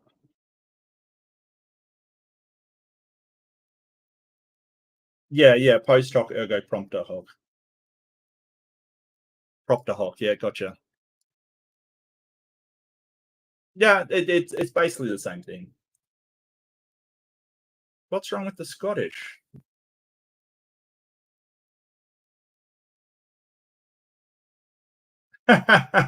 Yeah. So you make something up on the spot. That is definitely ad hoc. I got you, Darryl. That is definitely ad hoc. Was said tonight, and Dr. Craig said it in print, that atheists think they can prove the non-existence of God. Yeah, so that's a problem, right? I believe in this. Prove it doesn't exist when it's unfalsifiable. Like, so And that's the point. It is unfalsifiable. How do you prove something unfalsifiable doesn't exist? It's a bit of a problem, right? In fact, very slightly, but crucially misrepresents what we've always said. And there's nothing new about the new atheists. It's just we're recent. There's nothing particularly new. Dr. Victor Stenger, a great scientist, has written a book called The Failed Hypothesis, which he says he thinks that science can now license the claim that there definitely is no God. But he's unique in that, and I think very bold and courageous. Here's what we argue. We argue quite simply that there's no plausible or convincing reason, certainly no evidential one, to believe that there is such an entity, and that all observable phenomena, including the cosmological one to which I'm coming, are explicable without the hypothesis. You don't need the assumption. And this objection itself, our school falls into at least 2, perhaps 3 sections. There's no such thing, no such word, though there should be, as adeism, or as being an adeist. But if there was one, I would say that's what I was. I don't believe that we are here as the result of a design, or that by making the appropriate propitiations and adopting the appropriate postures and following the appropriate rituals, we can overcome death. I don't believe that, and for a priori reasons, don't. Yeah, I think there is a bigger problem here. He's basically taking the atheist position as it is in sort of colloquial terms or sort of everyday terms. People say I'm atheist, they lack a belief in God. As we sort of pointed out, William Lane Craig is going from the philosophy of religion definition, which is you believe there is no God.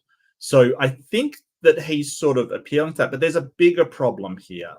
The problem is when you ask what falsifies God, what can we point to that would prove God does not exist, right? That falsifies a God, especially a deist God. And to me, it seems like it's unfalsifiable. So asking someone to disprove something that is unfalsifiable is a complete non-starter from the get-go. You're basically saying prove what cannot be proved. And so I think that I would probably stick to, well, you're claiming a God exists. I'm claiming a God does not exist. You have the positive claim. The burden of proof is on Dr. Craig. He gave some arguments, but I don't think he gave anything really reasonable to prove that a God does exist.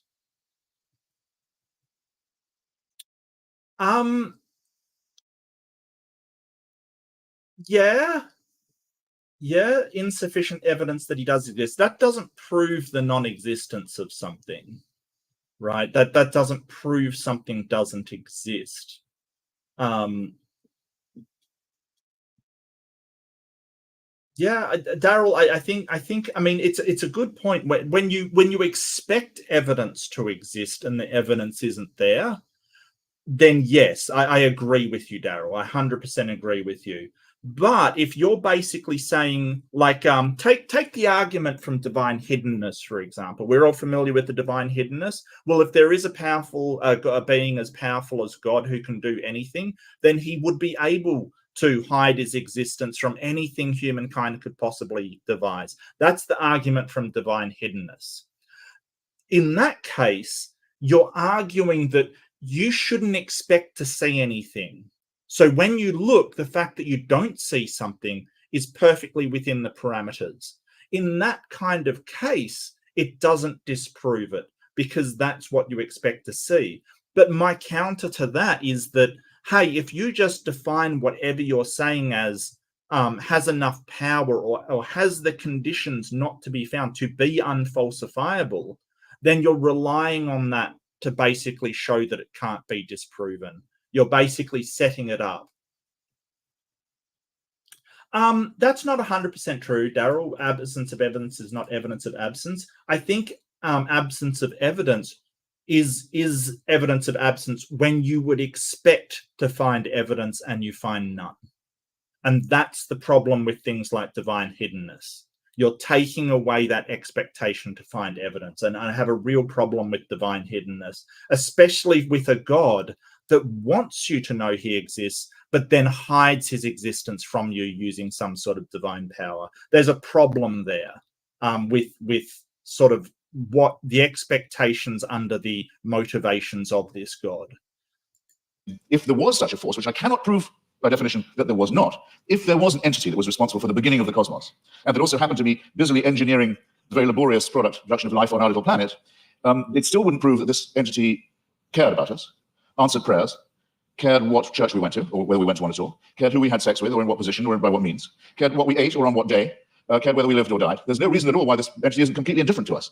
That you cannot get from deism to theism except by a series of extraordinarily generous to yourself assumptions. The deist has all his work still ahead of him to show that it leads to revelation, to redemption, to salvation, or to suspensions of the natural order, in which hitherto you've been putting all your faith, all your evidence is on scientific and natural evidence, or why not, for a change of pace and a change of taste, say yes, but sometimes this same natural order, which is so miraculous in observation, no question about it, is so impressive in its favoring the conditions for life in some ways, but it's randomly suspended when miracles are required. So with the caprice and contempt, these laws turn out not to be so important after all, as long as the truth of religion can be proved by their being rendered inoperative. This is having it both ways, in the most promiscuous and exorbitant manner. Oh, I love how he talks. In the most promiscuous and exorbitant manner. Yeah, absolutely. Natural laws, look how miraculous they are. They're all miracles and they're all constant. But, to prove a God, we've got to suspend those natural laws. It really is just sort of assigning sort of whatever happens, it was product of my God. It doesn't matter what happens. Oh, natural laws, look how miraculous God is. Look at the trees. Something happens that we can't explain. Oh, well, it was God suspending the natural laws. Like everything, it kind of reminds me of that thing when you go, show me evidence of a God, and they say, look around you, look outside, look at the trees. It's all evidence of a God. Yeah, because if you assume that your God did everything, then everything is evidence of a God. But you don't have a foundation for assuming that your God did everything. That's the problem. In my submission. Bear in mind also that these are not precisely the differences between Dr. Craig and myself, morally or intellectually equivalent claims. After all, Dr. Craig, to win this argument, has to believe and prove to a certainty. He's not just saying there might be a God, because he has to say there must be one, otherwise we couldn't be here and there couldn't be morality. It's not a contingency for him. I have to say that I appear as a skeptic who believes that doubt is the great engine, the great fuel of all inquiry, all discovery, and all innovation, and that I doubt these things. The disadvantage, it seems to me, in the argument goes to the person who says, no, I know it must be true, it is true. We're too early in the study of physics or biology, it seems to me, to be dealing in certainties of that kind, especially when the stakes are so high. It seems to me, to put it in a condensed form, extraordinary claims, such as the existence of a divine power with a son who cares enough to come and redeem us, extraordinary claims require truly extraordinary evidence. I don't think any of the evidence we heard from Dr. Craig, brilliantly marshaled as it was extraordinary enough to justify the extreme claims that are being made. I don't think he gave any evidence. He didn't give any evidence. He gave arguments. That's the thing we've got to understand. Like, he's not giving evidence. He's giving arguments. And arguments are fine. And I'm sure sort of if you follow them through, they will be valid arguments. But there's a problem with soundness if you don't have any evidence. He's just basically saying, if this, then this. Well, you've got a problem with the if for a start. You don't know how the universe was created. You don't know how or formed or what have you. Like, you don't know that for sure. You are simply saying if the universe came into being, if this happens, if that happens. You're not pointing to evidence. A backbite. Hypocrisy, said La Rochefoucauld, is the compliment that vice pays to virtue. Retrospective evidentialism strikes me in something of the same sort of... Yeah, I suppose you're right, Ember. The one about personal experience or personal revelation was evidence of a sort, but it's the worst evidence ever presented. Well, if you have something in your mind that you interact with and it's properly basic, whatever that means, then it's true, is the worst argument ever. And I'm kind of surprised that William Lane Craig would get to personal revelation as being some kind of, he's really using it as an argument, but it's worthless. It's absolutely worthless, because it's not able to be investigated by anybody else. It may be evidence to you, but it's not evidence to anybody else. And the question becomes, if it's not evident, if it can't be shown to somebody else, is it actually evidence? There's a reason why we have sort of in a court of law, there's no hearsay and things like that, because it's not really evidence. You can't show it to anybody. You can't prove it to be true. Right, it's a concession made to the need for fact. Maybe we better have some evidence to go along with our faith. But look at what Dr. Craig says in his book. He says, I'll quote directly, he says, should a conflict arise between the witness of the Holy Spirit to the fundamental truth of the... Yeah, so I don't think William Lane Craig should really be doing this, going to his book. He should address his arguments directly. So this is a criticism of what he's doing. I think he's on a book tour. Christian faith and beliefs based on argument and evidence, then it is the former which must take precedence over the latter. He adds not vice versa, but a good editor, I think, would have told you, you don't have to put the vice versa in. It's clear enough as it is. I'll say it again. Should a conflict arise between the witness of the Holy Spirit to the fundamental truth of the Christian faith and beliefs based on argument and evidence, then it's the former which must take precedence over the latter. That's not evidentialism. That's just faith. It's a priori belief. It's rephrased in another edition. It says, therefore, the role of rational argumentation in knowing Christianity to be true is the role of the servant. A person knows Christianity is true because the Holy Spirit tells him it is true. Yeah, and that's more what convinced William Lane Craig.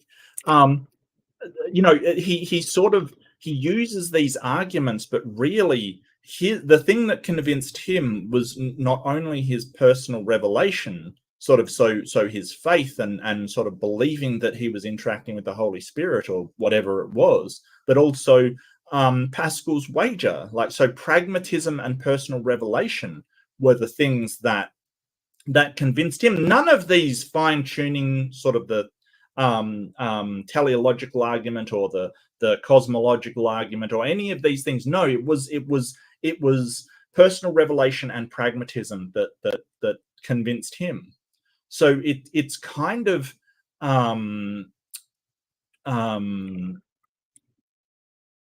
it's kind of that. So what do I want to say? I want to say that I think that some of these arguments, they're not being used to convince people that their claims are true. Okay, and I want you to really think about this. They're not actually sort of being given to say, hey, these claims are true, and make say an atheist or an agnostic, say agnostic atheist if you prefer, think about, oh, maybe it is true. I think they're given to reaffirm the faith of those who already, he's preaching to the choir, essentially, if you sort of use that vulgarity. He really is just giving arguments so people who already believe can say, hey, that's a rational argument. I've got a rational argument. I'm rational. When really their foundation is personal revelation, just the idea that they have faith due to having faith, that they feel that like it's true, have faith, and therefore they believe it is true and know that it's true, which is a terrible way to get to anything true. While argument and evidence can be used to support this conclusion, they cannot legitimately overrule it. Now, then he goes on to say, the Bible says all men are without excuse. Even those who are given no reason to believe, and many persuasive reasons to disbelieve, have no excuse, because the ultimate reason they do not believe is that they have deliberately rejected God's Holy Spirit. That would have to be me. But you see where this lands you, ladies and gentlemen, with the Christian apologetic. You're told you're a miserable sinner who is without excuse. You've disappointed your God who made you, and you've been so ungrateful as to rebel. You're contemptible. You're worm-like. But you can take heart. The whole universe was designed with just you in mind. These two claims. Yeah, and I hate that idea. I hate that people who are religious are told they're contemptible and worthless, and they'll never be worth anything, and they are worth less than nothing because they are sort of born into sin and born into corruption and born fallen and all of these things. To say it's an insidious and horrible thing to tell people that they are inconsequential in their world. People are just people. People can be wonderful. People can be horrible. A single person can be both horrible and wonderful. Things aren't as simple as, well, if you do bad, you are bad. Things aren't as simple as that. There's a whole load of motivations going on in the background.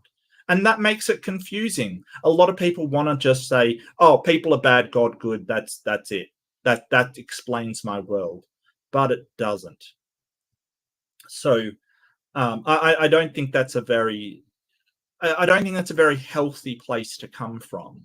I think it is more healthy to sort of say, hey, everybody tries to work into social cohesion and be a good person. We do bad things, but that doesn't mean you are bad. It doesn't color you bad. You're not a bad person. You've just done a bad thing. People are just people. I really find objection with the idea that all people are terrible. It really rubs me up the wrong way, because generally people are neutral. They just do things that they have to do. They don't, I don't think there's any malice involved. There's no horrible things involved. I think they're just trying to live their life the best they can. Are not just mutually exclusive, but I think they're intended to compensate each other's cruelty and ultimately absurdity. In other words, evidence is an occasional convenience. Seek and ye shall find. I remember being told that in church many a time as a young lad. Seek and ye shall find. I thought it was a sinister injunction, because it's all too likely to be true. We are pattern-seeking mammals and primates. And this is what I was talking about with confirmation bias. We can't get good evidence, we'll go for junk evidence. If we can't get a real theory, we'll go with a conspiracy theory. You see it all the time. Religion's great strength is that it was the first of our attempts to explain reality, to make those patterns take some kind of form. It deserves credit. It was our first attempt at astronomy, our first attempt at cosmology, in some ways our first attempt at medicine, our first attempt at literature, our first attempt at philosophy. Good. While there was nothing else, it had many functional uses of that kind. Never mind that they didn't know that germs cause disease. Maybe evil spirits cause disease. Maybe disease is a punishment. Never mind that they believed in astrology rather than astronomy. Even Thomas Aquinas believed in astrology. Never mind that they believed in devils. Never mind that things like volcanic eruptions, earthquakes, tidal waves were thought of as punishments, not as natural occurrences on the cooling crust of a planet. The pattern seeking has gone too far. And it's gone, I think, much too far with what was until recently thought of as Christianity's greatest failure, greatest of all failures, cosmology. The one thing Christianity knew nothing about and taught the most abject nonsense about. For most of its lifetime, Christianity taught that the Earth itself was the center of the universe, and we had been given exclusive dominion as a species over it. Could not have been more wrong. How are we going to square the new cosmology, the fantastic new discoveries in physics, with the old dogmas? Well, one is the idea of this fine-tuning, about which I've only left myself 3.5 minutes. I'll have to refer some of this to later in the discussion. That's right. Hitch will get a rebuttal. This is his introduction, but he sort of started on rebuttal already, and just amazing stuff. Yeah, so cosmology, they were dead wrong about it. Dead wrong. They couldn't have been more wrong. 100% wrong. And we still have people today sticking to that heliocentric model because their faith. They have faith, and that's all. It is dead wrong. But when they get shown that, they don't say, "Hey, maybe our book is wrong. Maybe we got it wrong. Maybe we should leave this up to cosmologists." No, William Lane Craig comes out and acts like a cosmologist and says, "Hey, this proves a god." This is essentially another form of pattern seeking on the basis of extremely limited evidence. Most physicists are very uncertain, as they have every right to be. In fact, I would say for physicists, as they have the duty to be at the moment, extremely uncertain about the spatio-temporal dimensions of the original episode, the Big Bang, as it's sometimes called. We're in the very, very early stages of this inquiry. We hardly know what we don't know about the origins of the universe. Yeah, absolutely right. We have just began. Like you're talking about an event that is the formation of everything. We have barely scratched the surface on quantum mechanics and Big Bang cosmology. Barely scratched the surface. You're now sort of saying, hey, if you can't explain literally every single quantum perturbation, that it's a god, it's ridiculous. I do agree with Hitch on this point. We're viewing it from an unimaginable distance, not just an unimaginable distance in space. We're perched on a tiny rock in an extremely small suburb of a fairly minor galaxy, trying to look to discern our origins, but also at an unbelievable distance in time. And we claim the right to say, we can see the finger of God in this process. Yeah, I really love Douglas Adams' description of Earth, sort of a backwards planet on an unfashionable western spiral arm of a galaxy. Like we're certainly not in the center of our galaxy. Like there is a gravitational center, which I believe is Sagittarius A. A massive black hole, like an incredibly massive, supermassive black hole. I think it's Sagittarius A. Yes, galactic center in the Milky Way. I was right. Okay, just making sure so I wouldn't make Leo angry. Yeah, so Sagittarius A, like we are not even close to the center of our galaxy, and in a way, we could be said to be the center of the universe. But so can everywhere's the center of the universe. The universe is weird in the way that it's boundless but finite, which is really weird. It's just the way that it sort of bends, kind of thing. The way that space-time bends, which is really weird and counterintuitive. But we're sort of looking unfathomable distances, and you want to hijack science and say, well, that proves God. No, it doesn't. Yeah, we live in the hood. It's an extraordinarily arrogant assumption. It either deserves a Nobel Prize in physics, which it hasn't yet got, I notice. I don't know any physicist who believes these assumptions are necessary, or it deserves a charge of hubris. Let me make three tiny, quick objections to it, as it stands, and I'm no more a physicist than most of you are. I'll make these lay objections. One, was there pre-existing material for this extra spatio-temporal being to work with? Or did he just will it into existence, the ex nihilo? Who designed the designer? Don't you run the risk with the presumption of a god and a designer and an originator of asking, well, where does that come from? Where does that come from? And locking yourself into an infinite regress. Why are there so many shooting stars, collapsed suns, failed galaxies we can see? We can see with the aid of a telescope. Sometimes we can see with the naked eye. The utter failure, the total destruction of gigantic, unimaginable sweeps of outer space. Is this fine-tuning, or is it extremely random, capricious, cruel, mysterious, and incompetent? Yeah, and the amount of asteroid craters on Earth. You know, why were we finally tuned to get sort of asteroids or meteorites when they do hit us? You know, meteorite impacts, is that fine-tuned as well? Is that something that a god fine-tuned us for? What's the reason for that? And have you thought of the nothingness that's coming? We know we have something now, and we speculate about what it might have come from, and there's a real question about ex nihilo. But nihilo is coming to us. In the night sky, you can already see the Andromeda Galaxy. It's heading straight for ours on a collision course. Is that part of a design? Was it fine-tuned to do that? We know that from the red light shift of the Hubble telescope, or rather Edwin Hubble's original discovery, the universe is expanding away from itself at a tremendous rate. It was thought that rate would go down for Newtonian reasons. No, it's recently been proved by Professor Lawrence Krauss, the rate of expansion is increasing. Everything's exploding away even faster. Nothingness is certainly coming. Who designed that? And that's all if before these things happen, we don't have the destruction of our own little solar system, in which already there's only one planet where anything like life can possibly be supported. All the other planets are too hot or too cold to support any life at all, and the sun is due to swell up, burn us to a crisp, boil our oceans, and die, as we've seen all the other suns do in the night sky. This is not fine. Yeah, that will happen. I mean, like, don't get worried about it. It's going to happen so far in the future that we're not going to be around. It's unlikely that humanity will be around at that point, but it will happen. Like, this is physics in action. Just because you can't see the stone hitting the ground, you know it's going to hit eventually. It is a matter of physics that this will happen, and that's okay. Hopefully, and I would hope, and the reason for my hope is that humans can find a way to traverse the unfathomable distance between galaxies, that we escape Andromeda's eventual collision. Not in my lifetime, somewhere way down the road. But we have to acknowledge this is the position that we're in. We have to acknowledge that we are perched on a tiny little speck in the middle of nowhere, and we have to acknowledge that. And that the worst thing we can do in this precarious position is fight among ourselves. And I think there is a lesson to be learnt from that. When you're surviving on a small boat, the last thing you want to do is fight among yourselves. But you know, that appears to be what humans are doing, because we can't see the big picture. And I think Neil deGrasse Tyson sort of told it the best, that when people go out as astronauts, they come back changed. They come back with this idea of, hey, this is just one little planet in the middle of the cosmos, or the middle of the universe.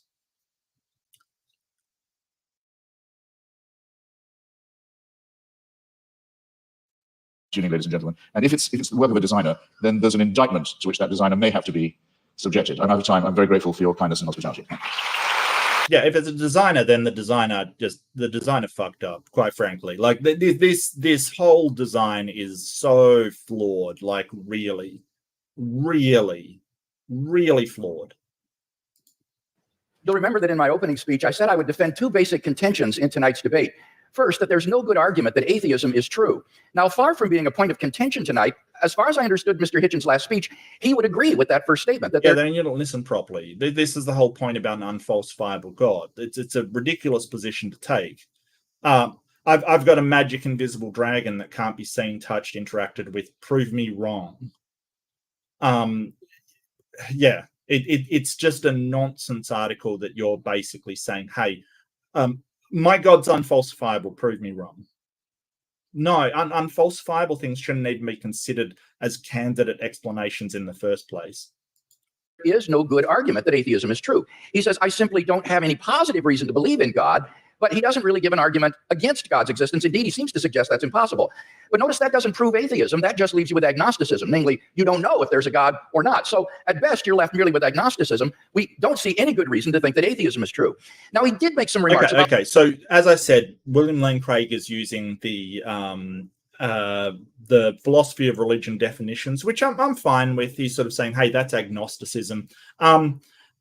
There's a lot of reasons, like the whole idea is that he's basically now making it as atheism versus Christianity, which isn't the title of the debate. Like, this isn't prove atheism has a valid basis for its contention under your definitions. This is, does God exist? So I don't, I don't know why he's going into this. It does seem like a little bit towards burden shifting. Even if he was an agnostic, he could still lack a belief in God. But I don't think that's Christopher Hitchens' definitions of atheism. I think it's just does not believe in a God. I don't know. It's very strange that he keeps like agnosticism. The theory of evolution, which at least insinuated that this was somehow incompatible with theism. And I have 2 points to make about this. First, I think that the theory of biological evolution is simply irrelevant to the truth of Christian theism. Genesis 1 admits all manner of different interpretations, and one is by no means committed to six-day creationism. Howard Van Til, who... Well, it kind of is. It's just your interpretation says, hey, a day could be any amount of time kind of thing.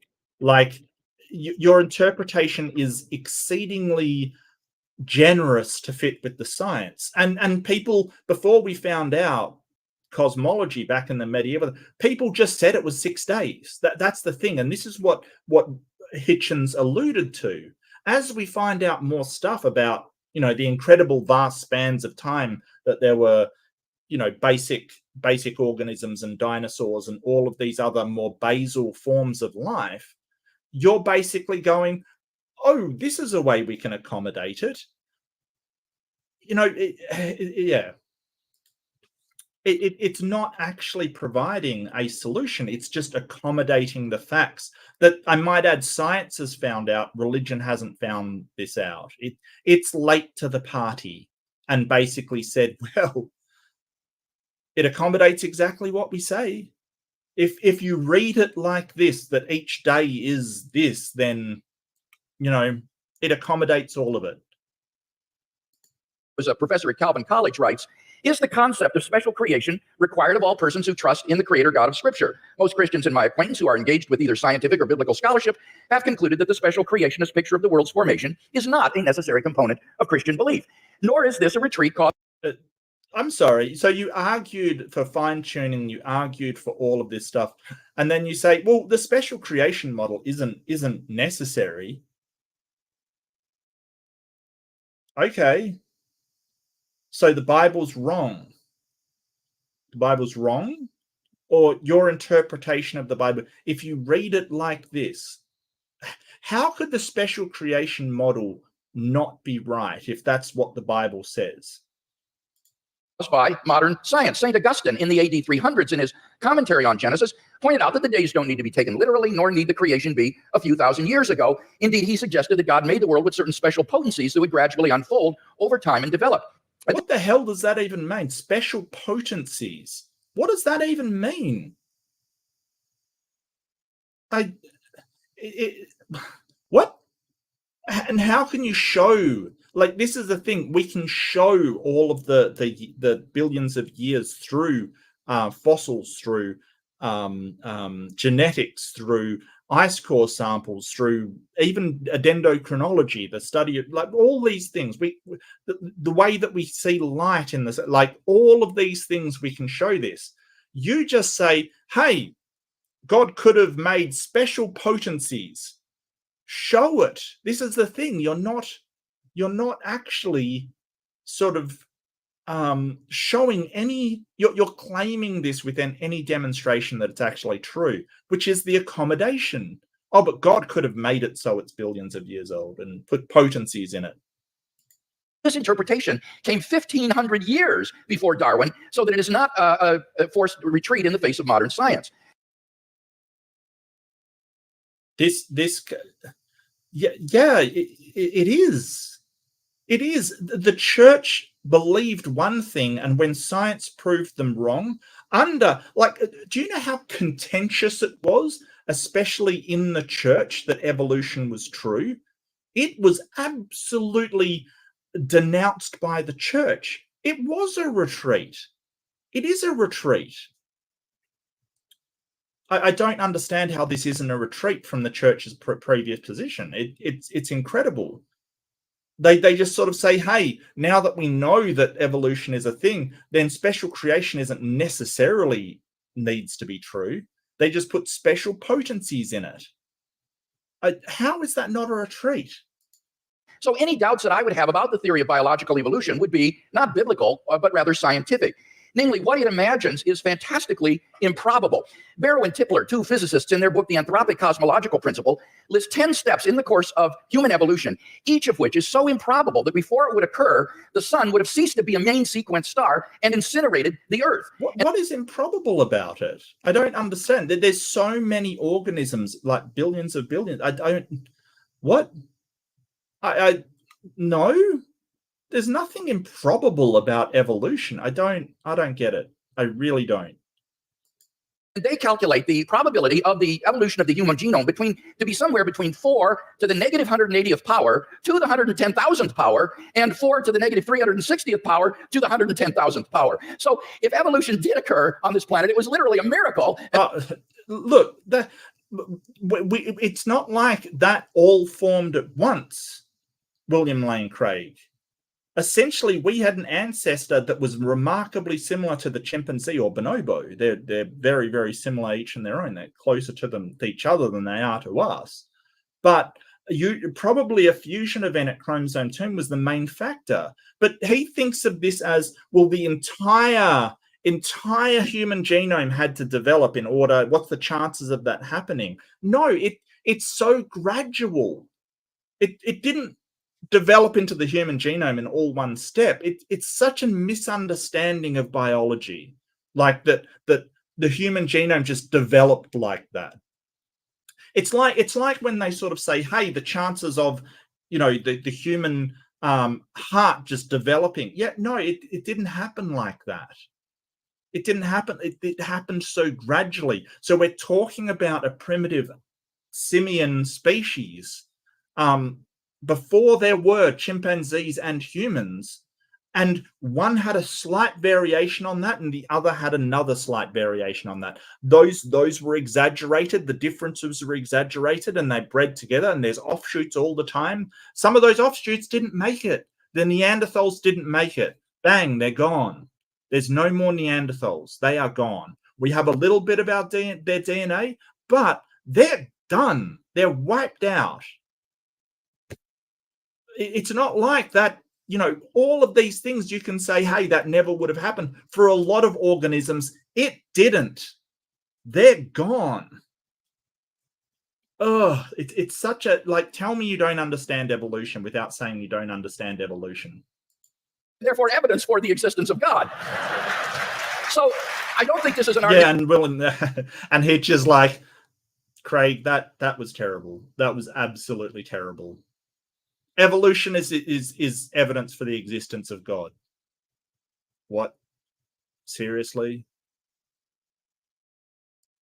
For atheism, quite the contrary, it really provides good grounds for thinking that God superintended the process of biological development. So the Christian can be open to there's no evidence that God superintended the biological development. There is no evidence for that whatsoever. That is just a claim. The evidence to follow it where it leads. By contrast, as Alvin Plantinga has said, for the naturalist, evolution is the only game in town. No matter how fantastic the odds, no matter how improbable, it's got to be true because there is no intelligent creator and designer. So in one sense, you've got to feel a little sorry for the atheist. He can't really follow the evidence where it leads. His presuppositions determine the outcome. By contrast, if there is a fine-tuner and creator of the universe, then already in the initial conditions of the Big Bang, you have an elaborately designed universe that permits the evolution and existence of intelligent life. And I think evolution simply layers on more improbability. No, well, see, the improbability of me sitting here and sitting with each and every one of these people in my chat and watching you, William Lane Craig, the probability is 0. Or so close to 0, it just can't happen. Yet here we are. Here we are. If we had a modern, intelligent species that developed from corvids, for instance, from crows, for instance, right? We'd be sitting here in our feathers going, oh, the chances of intelligent life developing is 0. The thing is, you can't say, and it's like that lotto analogy. The person that wins, the chances of them winning is almost 0, but someone will win. It is ridiculous to think that because we're here today, then something determined us to be here today. We've got no evidence of that. And Hitch has already countered this. Like during that warming period, we almost died out. We almost weren't here, right?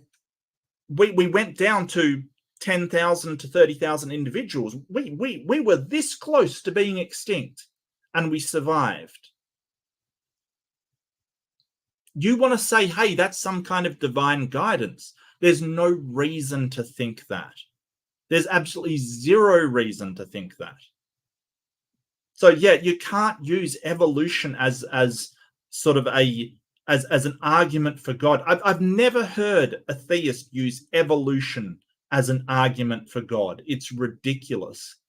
Oh, the fact that we're here is a miracle. No. It's just we're intelligent. We had a few different traits that made us well suited to our environment, and humans are and sort of not special, but they are unique in the way that they develop the environment to them rather than the other way around. The whole point is that, and there's other things that let us survive. The fact that we can sweat over our entire body is another reason we survived. We can cool ourselves while exerting energy almost better than almost any organism on this planet. They have races of long distance races of horses versus humans, and the humans usually win. We are really good at endurance, insanely good at endurance. It's remarkable how good we are. People can run and jog for 12 hours at a time without stopping. That is insane. And the way we used to hunt was that we used to just jog after an animal until it just couldn't go on. We would always lose it, but we also had another ability, and that was to see patterns, and we could trace its tracks by going, okay, recognize this. We recognize different things. We were smart and we had endurance. That's how we survived. Eventually, it was being smart that allowed us to really flourish. We developed agriculture. We developed all these things. But nobody ever is saying that a God was involved in all of that.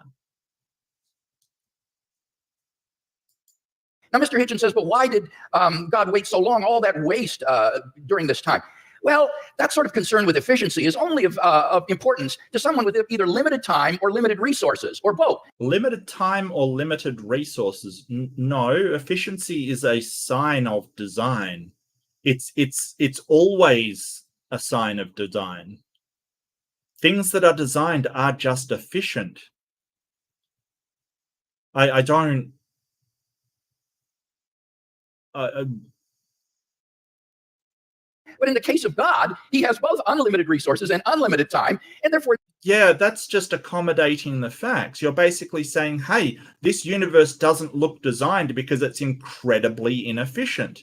that we would expect someone designing things, especially if they are the most intelligent and the most powerful thing ever, i.e. the ability to design things any way they want and the power to do so, it would be a lot more efficient. I think that's a sound argument. And you basically saying, hey, if God can do anything he wants, then he can design it in an inefficient way. Why would he? Why? Like, why? That's accommodating for the facts, not explaining them. It's simply not important to do this in a quick way. Well, now, Mr. Hitchens says, but why did God wait so long before he sent Christ? Human beings have existed for thousands of years on this planet before Christ's coming. Well, what's really crucial here is not the time involved, rather it's the population of the world. The Population Reference Bureau estimates that the number of people who have ever lived on this planet is about 105 billion people. Only 2% of them were born prior to the advent of Christ. Eric Krakes of the Survey Research Center at the University of Michigan's Institute for Social Research says, God's timing couldn't have been more perfect. Christ showed up just before the exponential explosion in the world's population. What caused the exponential explosion in the world's population? And it wasn't God.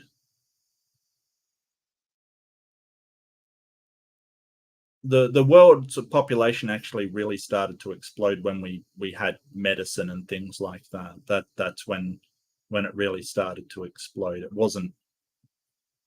Yeah. The Bible says in the fullness of time, God sent forth his son. And when Christ came, the nation of Israel had been prepared. The Roman peace dominated the Mediterranean world. It was an age of literacy and learning. The stage was set for the advent of God's son into the world. And I think in God's providential plan for human history, we see the wisdom of God in orchestrating the development of human life and then in bringing Christ into the world in the fullness of time. So I don't see that there are any good grounds here for thinking that this provides reason for atheism. Now, what about my argument? Yeah, so this is, again, accommodating for the facts. Like, wouldn't it be better? I mean, the population is still going to rise. I don't, there's no reason to think that the sort of Roman Judea was a significant turning point in the population of the world. The timing was perfect. I don't think so.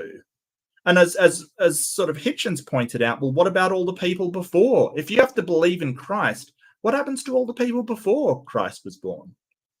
There's got to be millions of them. What about all those people? Arguments for theism. Mr. Hitchens had some general remarks here. He says it's difficult to get from deism to theism. Now, I want to point out that's a false use of these terms. This is simply confused. Deism is a type of theism. Theism is the deism is a type of theism. I thought theism was having a personal God. He might be right. Usually when theism, he might be talking sort of in philosophical terms. Usually theism just means a personal God, but I believe it can mean any God. broad worldview that God exists. Deism is a specific kind of theism that says God has not revealed himself directly in the world. Now, my arguments are a cumulative case for Christian theism. They add up to the belief in the God that has been revealed by Jesus of Nazareth.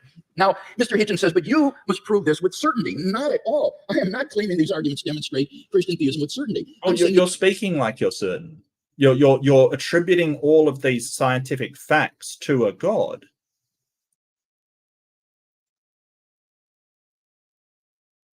Yeah, thanks, Wolf and Iconocray. Yeah, I thank you. Yeah, he's probably right. Yeah, okay. Thanks, Pandora. This is the best explanation of the data when you compare it with other competing hypotheses. I think it's more probable than not. Well, the fact that it's unfalsifiable, that's the problem. So when you look at people like Karl Popper, and he sort of talks about unfalsifiability, you could make up any candidate explanation like magic or a extra dimensional alien with technology far and inferior to our own, any candidate explanation, and it fits the facts that you see just as well. we don't need to have a God here, just like we don't need to have a extra dimensional alien with superpowers, for instance. We don't need that because it can't be falsified. It's not even worth considering as an explanation. So give us some sort of falsifiability criteria, and then we will consider it in light of that. Quotes me as to saying the Holy Spirit's witness is the basis for knowing Christianity to be true, and I affirm that. I think the fundamental way in which we... The Holy Spirit's witness. So you feel like there's a God. That's your revelation, your personal feelings that there is a God. Like, I get that you want it to be objective, but it's not objective. It's just you interpret those feelings as a God. No, Christianity is true, is through the objective inner witness of God's Holy Spirit. It's not objective. Objective witness. So your stance is that the things that you experience in your life is God, and you think that's objective. It's not. It's not. That is a bungle. That the word objective does not apply to your interpretations of what you see. It's subjective.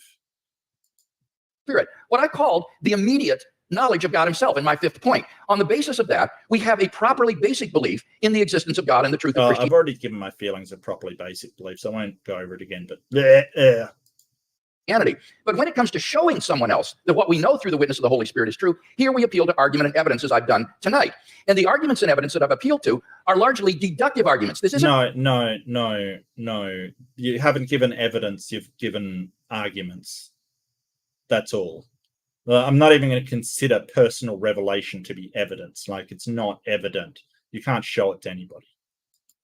Retrospective evidentialism. These are deductive arguments. If the premises are true, then you cannot deny the conclusion on pain of irrationality because the conclusions follow with logical necessity from the premises. So the only way to deny the conclusion is you've got to show me which of the premises are false. That's why you've got that program insert with the premises in your program for these arguments. Mr. Hitchens needs to identify which premises of the argument he rejects as false if he's to reject the conclusion. Yeah, so a lot of your premises are things like, if this is the case. He doesn't have to demonstrate that if is false. You have to demonstrate the if is true. That's the whole point.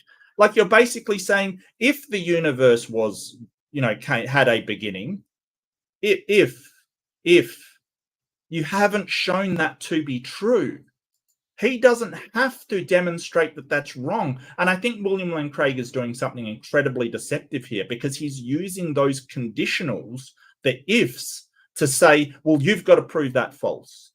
No, I don't. It's an if statement. It's not true or false. It's just an if.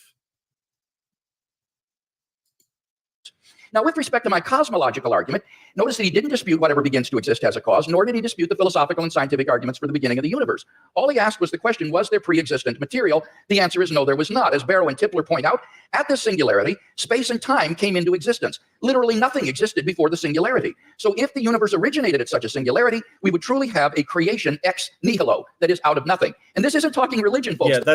Yeah, it is talking religion. This is talking contemporary cosmology. So the first argument, it seems to me, is unrefuted. What about the fine-tuning argument? Here he said, well, scientists are terribly uncertain about the fine-tuning argument. Well, I think that's simply not the case. Yes, it is the case. Oh, yes, absolutely. No cosmologist is talking about the fine-tuning argument. Maybe Christian cosmologists are talking about it, but others are just going, hey, we don't know. We just don't know. Martin Rees, the Royal Astronomer Royal of Great Britain, has said, the laws governing our universe appear to be finely tuned for our existence. Everywhere you look, there are yet more examples. Wherever physicists look, they see examples. Who was that? Martin Rees.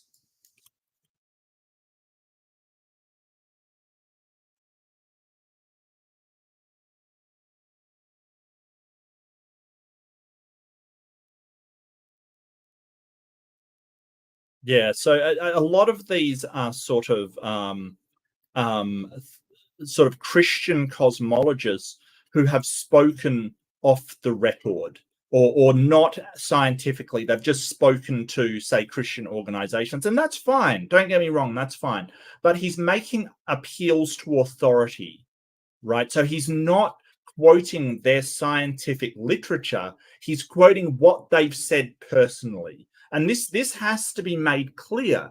When we quote, like, for instance, evolution is this, or we quote, hey, this is what cosmology says, we're really quoting what the literature says, what scientific papers say. Because I can say, hey, but Sean Carroll says this other thing, right? Or this person says this other thing. Like, just appealing to what your favorite person says is an appeal to authority. Because if that were true, and science was saying that, you would quote the papers, not just a person. Examples of fine-tuning. Ernan McMullen, philosopher of science, says it seems safe to say that later theory, Philosopher of science, okay.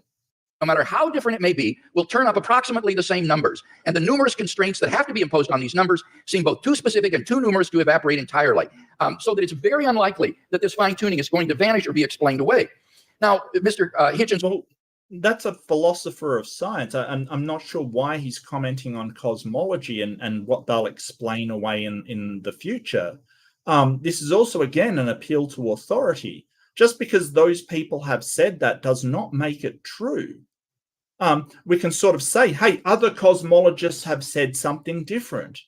There's been sort of people that have said, hey, the fine-tuning may be the only way a universe is formed. They could have said, hey, we may think that there are multiple universes, and therefore these set of parameters is an inevitability. So this is the thing, like, you are just quoting your favorite sources, usually Christian scientists that have spoken not in peer-reviewed papers, but rather just on their own, and you're taking that as an authority.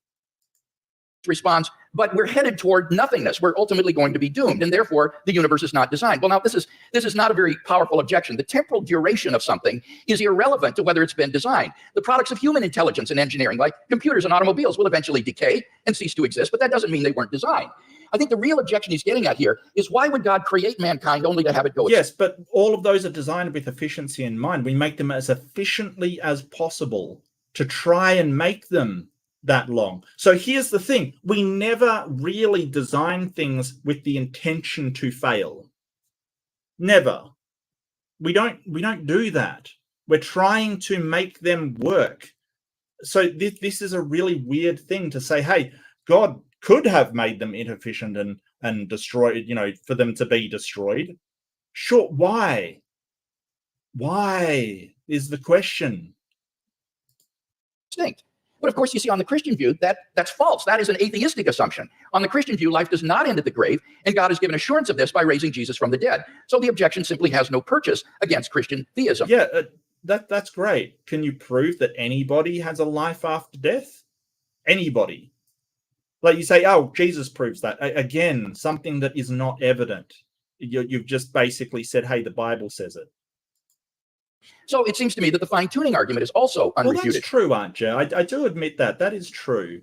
So the whole idea of designed obsolescence is basically you design things in order for them to fail so people will buy more things. The problem with that is you don't have that reason with a God. Like, you'd have to say that I guess you could argue that God made the universe designed to fail. Maybe. Why? And the thing that gets me is both of the arguments will look at the miracle that is the universe and the way the universe was designed because it's so miraculous, and it sucks and is going to end because it's been designed that way. That's what we're sort of getting at. They want both sides of the argument. They want to say, hey, everything's been designed. Look how wonderfully it's been designed. It's perfect. It's been designed so well, yet there's all these inefficiencies and it's going to end. It's kind of both of these arguments sort of contradict one another, in my opinion.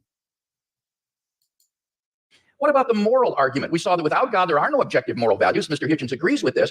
And yet he himself affirms over and over again moral statements like the moral reprobation of religious intolerance and violence in the name of religion. So he does affirm objective values, but without...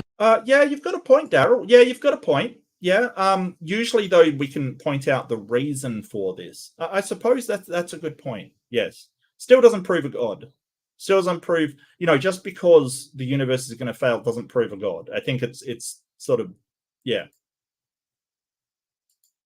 The basis for it. What I can offer him as a theist is a transcendent basis for the objective moral values and duties that we both want to affirm. You can offer him that. The question is whether it's true. This is the thing. This pragmatism.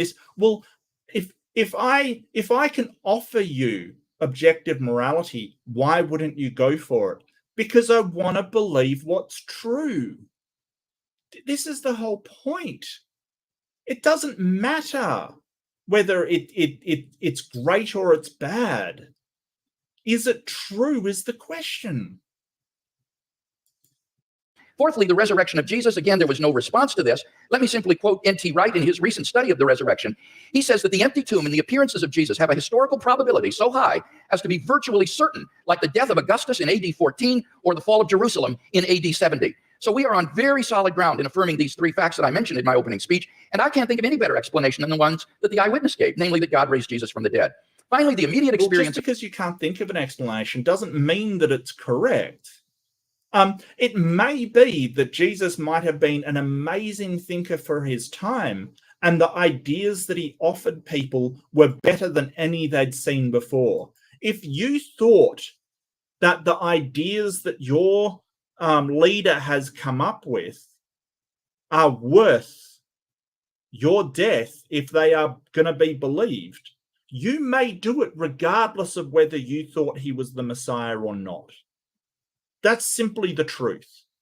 Because if you truly believe in the cause, it doesn't matter that the cause was given by God or not. People die for causes all the time. All the time. And that cause isn't necessarily from a God. People die for their country in wars. It's the cause that they believe in, not a God. They're basically saying the only reason someone would die for something is because it's true. That is demonstrably wrong. Demonstrably so. Of God. Unless Mr. Hitchens can show that I'm psychologically deranged or delusional, it seems to me I'm perfectly rational on the basis of my immediate experience of God to believe that God exists and that therefore this for me is a properly basic belief. No. William Lane Craig, sorry. You believe that other people have experienced God, like Muslims and Buddhists and Hindus, and you believe that they are not encountering God. You believe they're mistaken. There would be the same to say to him, "Hey, you've got to prove that Hindu person is delusional, or else it's perfectly rational." He would never agree to that. So it's I'll see you what.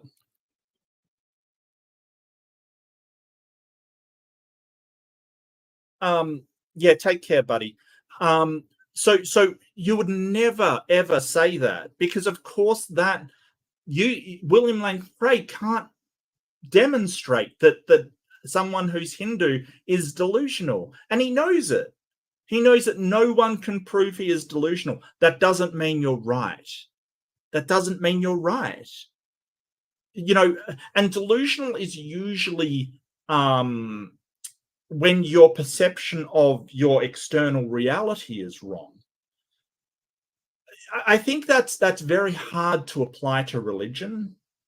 Yeah, exactly, Amber. Oh, I wish you were here, Amber. Much love, buddy. Craig has been tricked by the devil. Prove me wrong. Exactly. That's essentially what he's doing, because he knows that you can't really, it's so hard to prove anybody delusional when it comes to unfalsifiable things and internal beliefs, especially religion. So I think all of these arguments stand intact despite his refutation. We've seen no argument for atheism. So clearly, the weight of the evidence falls on the side of the scale for Christian theism tonight. There is a terminological problem here, which may conceal more than just terminological difficulty. The proposition that atheism is true, or that is a misstatement of what I have to prove and what we believe. There's an argument among some of us as to whether we need the word at all. In other words, I don't have a special name for my unbelief in tooth fairies, say, or witches, or in Santa Claus. I just don't think that they're there. I don't have to prove a tooth fairyism. I don't have to prove a Santa Clausism. I don't have to prove a witchism. Yeah, that absolutely slaughters William Lane Craig. Like, why do we have to prove the non-existence of God when we don't have to prove the non-existence of fairies? Why is that? Surely it is the person that believes in these things that has to prove them. Surely. Say, I think that those who do believe these things have never been able to make a plausible or intelligible case for doing so. That's not agnosticism, because it seems to me that if you don't think there is any evidence, you're wrong to take refuge in saying you're neutral. You ought to have the courage to answer the question, which one is regularly asked: are you an atheist or not? Yes, I will say, I am. You can't tell anything else about me. You can't tell anything else about what I think, about what I believe, about what my politics are, or my other convictions. It's just that I don't believe in the existence of a supernatural dimension, and I've never been shown any evidence that any process observable to us cannot be explained by more satisfactory and more convincing means. The great physicist Laplace, when showing his working model of the solar system to the Emperor Napoleon, was asked, well, your model seems to have no room for a god in it, for deity. And he said, well, Your Majesty, it still all operates without that assumption. Now, and that keeps happening. You know, we keep finding out these things of how everything works, and a god doesn't seem to fit into any of them. Like, a god was required originally for lightning bolts. We sort of know how that works. It doesn't need a god. And so I can't remember who said it. I think it was Richard Dawkins said that God basically is in this retreating area of what we don't know, how we don't know it works. You know, so it used to be that God created all of the animals and things like that. We know that that's not true. We know that animals evolved. God used to do all the storms and you know, create the wind. We know that that's sort of convection currents of the air on our planet. God is continually in this retreating area and this smaller growing area of what we don't know, because that's essentially what they do. It is God of the gaps, is what it is. And if they don't have a gap, they'll damn well make a gap. Would have to believe if you thought that this was all designed. Dr. Craig gave a slight parody of what I think about this. It could be true, but you'd have to imagine, let's say the human species has been, Homo sapiens has been with us. Some people say as long as 250,000 years. Some say 200, some say 100,000. Francis Collins and Richard Dawkins oscillate about this. It's not a very big argument. I'll just take 100,000 if you like. You have to imagine that human beings are born. Well, actually, most of them are not remarkable. They die in childbirth or don't long outlive it. They're born into a terrifying world of the unknown. Everything is a mystery to them, everything from disease to volcanic eruptions. Everything is, their life expectancy for the first, I don't know, many tens of thousands of years would be lucky to be in the 20s, probably dying agonizingly over their teeth, poorly evolved as the teeth are, and from other... Yeah. If you've ever had wisdom teeth problems, you wonder what kind of designer, you know, designed that absolute shocker. What, my audio or the video's audio? Okay. That's odd. Give me a sec. I will refresh this stuff. Give me a second. I'll just because it's not coming out my side. So thank you. I'll do it again.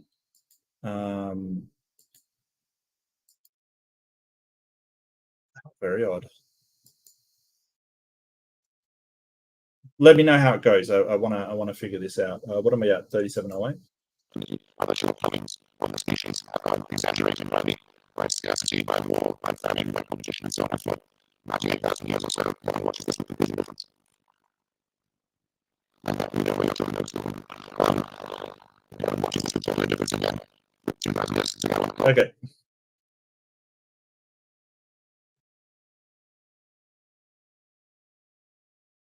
Okay, 3708 was the time for it. Actually, I might close down that entirely. Sorry, there are technical issues. I should have something for that. I should have a technical issues. We run into it all the time. Let me see if I've got anything running in the background that could slow it down. Let's see, processes. Let's close that. What's that? Not a system issue. And I'm coming across fine. I'm not roboting at all. I'm not roboting at all. Am I robot? Am I robot? I robot?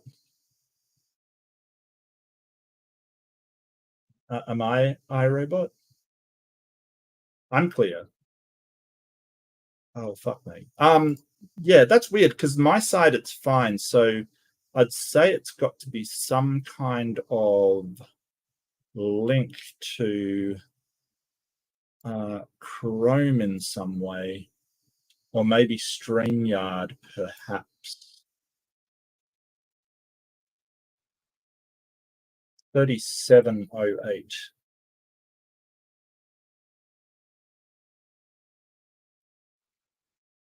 Okay, let's try this again. Do let me know. I will try something else if that doesn't work.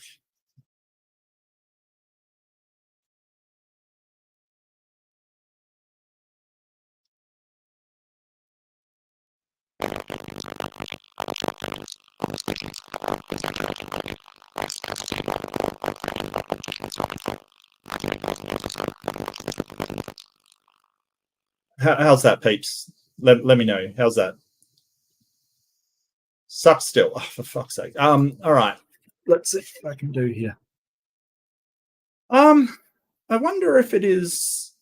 Give me 1 sec. I'm going to reload StreamYard. So give me 1 second. I'll be back with you in a sec.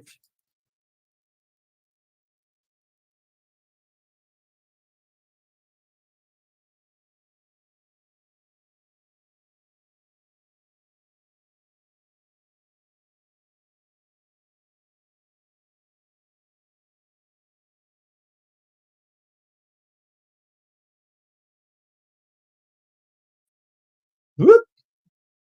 We're back. And re-download the internet. Yes, always re-download the internet. And then we know where your children go to school, madam. Kevin watches this with total indifference, and then, with 2,000 years to go on the clock, thinks, actually, it's time we intervened. How does that sound? Are we back? Are we with it? Are we awesome? Are we good now? Good. This, we can't go on like this. Why don't we have someone tortured? All right, so we now know it's StreamYard's fault. So this is not my fault. This is StreamYard's fault. How dare you? To death in Bronze Age Palestine.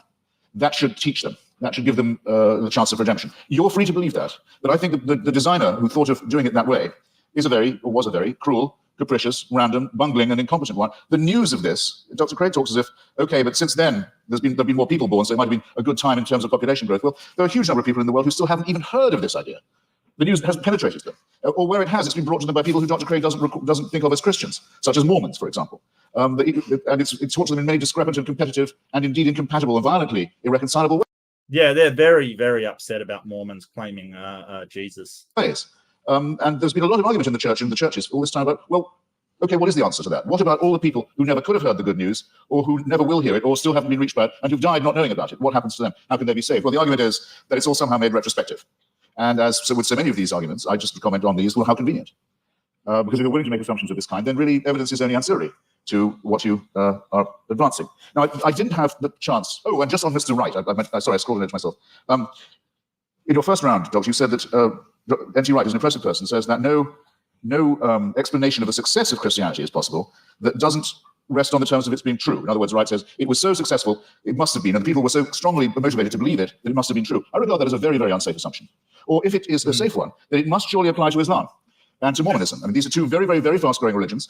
People prepared to sacrifice enormously for it, have ancestors who were absolutely determined of the truth of it at the time, and who made extraordinary conquests in its name. If you're going to grant this for one religion, it seems to me you have to be willing, not just willing, you may indeed be compelled to make this concession for all of them. And that, I think... Yeah, so but they only grant it when it's for their own religion. If it's somebody else's religion, it just doesn't count. And sort of they say, oh, but Christianity spread really fast. Yeah, they kind of killed everybody that didn't believe in Christianity in Europe. There were inquisitions for a reason. And sort of going over to America, they kind of just forced their religion on other people. It wasn't sort of a case of, oh, well, everybody knew it was the right religion because they were just so awestruck by this amazing thing. No, they kind of just spread it by violence is how they did it.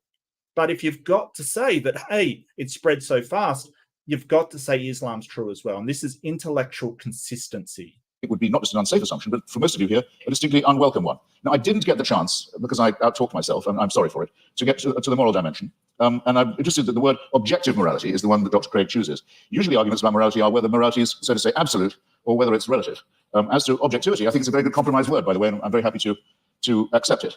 But the problem with morality is this, in respect of religion. You can't prove that anyone behaves any better if they refer this problem upward to a supreme dictator of a celestial kind. There are two questions that I've asked in public, and I'll try them again, because I try them on every audience. They're very simple ones. First, you have to name for me, or challenges, let's say, rather than questions. You have to name for me an ethical action, or an ethical statement, or moral action, moral statement made, or undertaken by a believer that I couldn't undertake, or say, I couldn't state, or do. I haven't yet had an example pointed out of that to me. Otherwise, that a person of faith would have an advantage by being able to call upon a divine sanction. Whereas if I ask you to think of a wicked act undertaken by someone in the name of God or because of their faith, you wouldn't have, or a wicked statement made, you wouldn't have that much difficulty, I think, in coming up with an example right away. The genital mutilation community, for example, is almost exclusively religious. The suicide bombing community is almost exclusively religious. There are injunctions for genocide in the Old Testament. There are injunctions and warrants for slavery and racism in the Old Testament too. There's simply no way of deriving morality and ethics from the supernatural. When we come Yeah, so this is the whole point, and Christopher Hitchens makes a really good point. There's no good action that a atheist or somebody who's irreligious can't do that a theist can. Any moral injunction. He's right. There's no moral action. Someone once answered tithing. Well, yeah, but Sydney, but tithing is just donating to an institution. Of course we can do that. Of course we can do that. I can donate to the Church of the Flying Spaghetti Monster. What's so weird about that? I could do that and still be atheist. I could do that. I've given to atheist organizations before. How is that a thing that I can't do? I don't understand. But you know, the idea that I sort of gently mutilate somebody because my holy book says it does, I can't do that. I'm literally impossible because I have no holy book to follow to do that. I can't do that. Well, it may be, Robin, it may be moral. Like if you are donating money to an organization or an institution, it may be a moral thing. It might also be an immoral thing. It really depends on the actions that institution is undertaking. But my point is that it still can be done by anybody. You know, you can. So tithing, all it is getting a portion of your money to an institution. I can do that. Oh, it's a good joke someone gave to Hitch. Okay, cool. But yeah. To the question of the absolute, well, the most often cited one is the golden rule, the one that almost everyone feels they have in common. The injunction not to do to others as you wouldn't want them to do to you. This doesn't, in fact, come from the Sermon on the Mount or from Christianity, or it doesn't originate with it. It's certainly adumbrated by Rabbi Hillel, a Babylonian rabbi, and it's to be found in the Analects of Confucius too. But it has, since we're talking about objective, relative, and absolute, a crucial weakness in it, unfortunately. We'd like to be able to follow it, but it's only really as good as the person who's uttering it. In other words, if I say, I won't treat you as I don't want you to treat me, what am I to do when confronted with Charles Manson? I want him treated in a way that I wouldn't want to be treated myself. Anything else would surely be completely relativistic. So the argument isn't... Yeah, that's true. And what do you do if you encounter a person who is interested in their own self-destruction? Okay, that wants to, say, die by police, basically. You know, the people that do suicide by cop, basically. How do you then apply the golden rule to that? If he's going to do unto others as he wants done unto himself, well, that's a horrible thing to happen, isn't it? The golden rule doesn't work in these circumstances. Isn't at all advanced by saying that I couldn't know any of this. I couldn't have any moral promptings. I couldn't decide for myself. If I see a pregnant woman being kicked in the stomach, that because she's pregnant, that's obviously worse than if it was just a woman who wasn't pregnant being kicked in the stomach. This is part of my patrimony as a human being. It's part of the essential emotional solidarity that I need to have with my fellow creatures to make us realize that we are brothers and sisters, one with another. We are dependent upon each other. We have duties. We have expectations of one another. And that if we didn't have these and try and fulfill them, we couldn't have got as far as we have. We couldn't have evolved as a species. We couldn't have ever had a society. There's never been a society found where rape and murder and perjury are not condemned. And these moral discoveries long, or absolutes, if you want to call them that, long predate the arrival of anything recognizable as monotheism. It's a bit like the argument of free will. People say, well, how do you have free will? Do you think you do have it? Well, it's a very, very difficult subject indeed. Some religions say you don't, in effect, have it. They're always determined by heaven. You're really only a plaything in a larger game. I take that to be some of the point of Calvinism. Yeah, so he's sort of sidetracked really heavily here. I think he's sort of gone off topic. He really should stick to, does God exist? Does free will rule out a God? No. Does not free will rule out a God? No. So I think he's kind of sidetracking a little bit here. Yeah, I think he's sort of leveraging this free will argument against William Lane Craig, but I'm not 100% sure why. There are some schools of Islam also that say it is only as Allah wills. There's no will of yours really involved, as long as you're willing to make the prostration and the obedience. So the connection between religion and free will isn't as simple as easy as some people like to think it is. But I would say, yes, I think we have free will. And when asked why I think so, I would have to take refuge in philosophical irony and say, because I don't think we have any choice but to have free will. But at least I know at this point that I'm being ironic, and that some of the irony is at my own expense, and it's a risk I have to be willing to run. But the Christian answer is, of course you have free will. The boss insists upon it. This somewhat degrades the freedom and redefines the idea.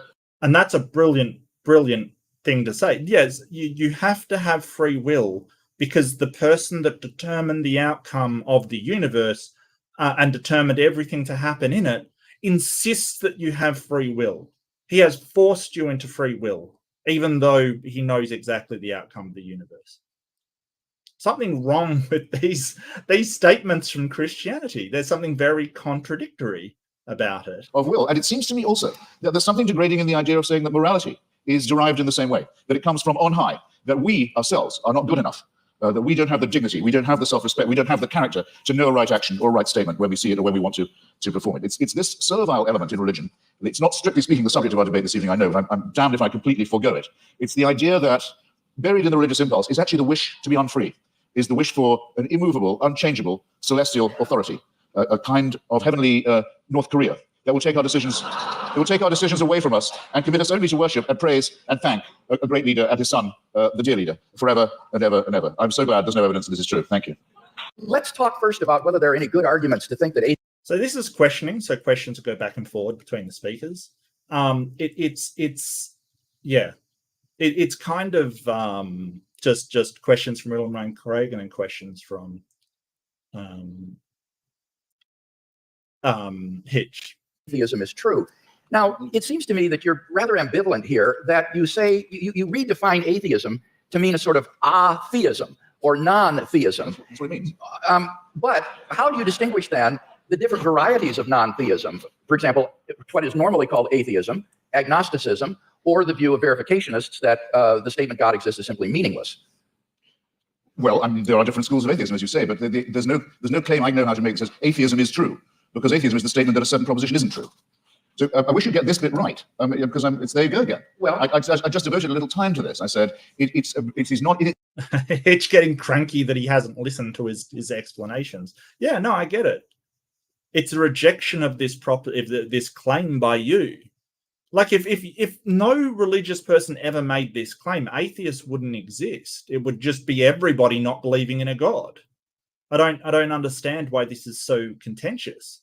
Itself a belief or a system. It simply says you can get by better, probably, we think, without the assumption that no one who wants you to worship a God has ever been able to come up with a good enough reason to make you do it. Now, so the point is, though, that on your definition of atheism or non-theism, it really embodies a diversity of views, such as agnosticism, what is normally called atheism, or this verificationism. Now, which of those do you hold to within this umbrella of atheism? Are you an atheist who asserts the proposition God does not exist, or do you simply withhold belief in God in the way the agnostic does? Right. On some days, I'm not going to do that much of a favor. on some days, I'm a great admirer of Thomas Huxley, who had the great debate with Bishop Wilberforce. Yeah. Thomas Huxley was known as Darwin's bulldog. He kind of was Darwin's right-hand man. And he did have a debate with Wilberforce and sort of set what is known as agnosticism. In Oxford, at the Natural History Museum, about Darwinism in the mid-19th century, who was known as Darwin's bulldog. We would now say Darwin's pit bull, and who completely trounced the good bishop. But I can't thank him for inventing the term agnostic. And I can't thank him for some of his social Darwinist positions either, which are I need an answer to this. Because I think agnosticism is evasive. To me, yes, if you talk about the power of the Holy Spirit and so forth, to me, that is meaningless. It's to me, I'm sorry, I've tried. It's white noise. It's like saying there is only one God and Allah is his messenger. It's gibberish to me. There are many of us, I'm sorry, there are just many of us of whom this is the case. It may be true, it is true. Okay, Mr. Hitchens, I got to press you here. Yeah, and that's what he's trying to point out. Like, William Lane Craig's thing is like sort of saying, well, it could be possible, and this is possible, and if a God, and if, like I pointed out his conditionals earlier, if this is true, then this. If this is true, well, yeah, but they're ifs, and sort of so what Hitchens is pointing out is saying, well, it could be true, therefore it's true.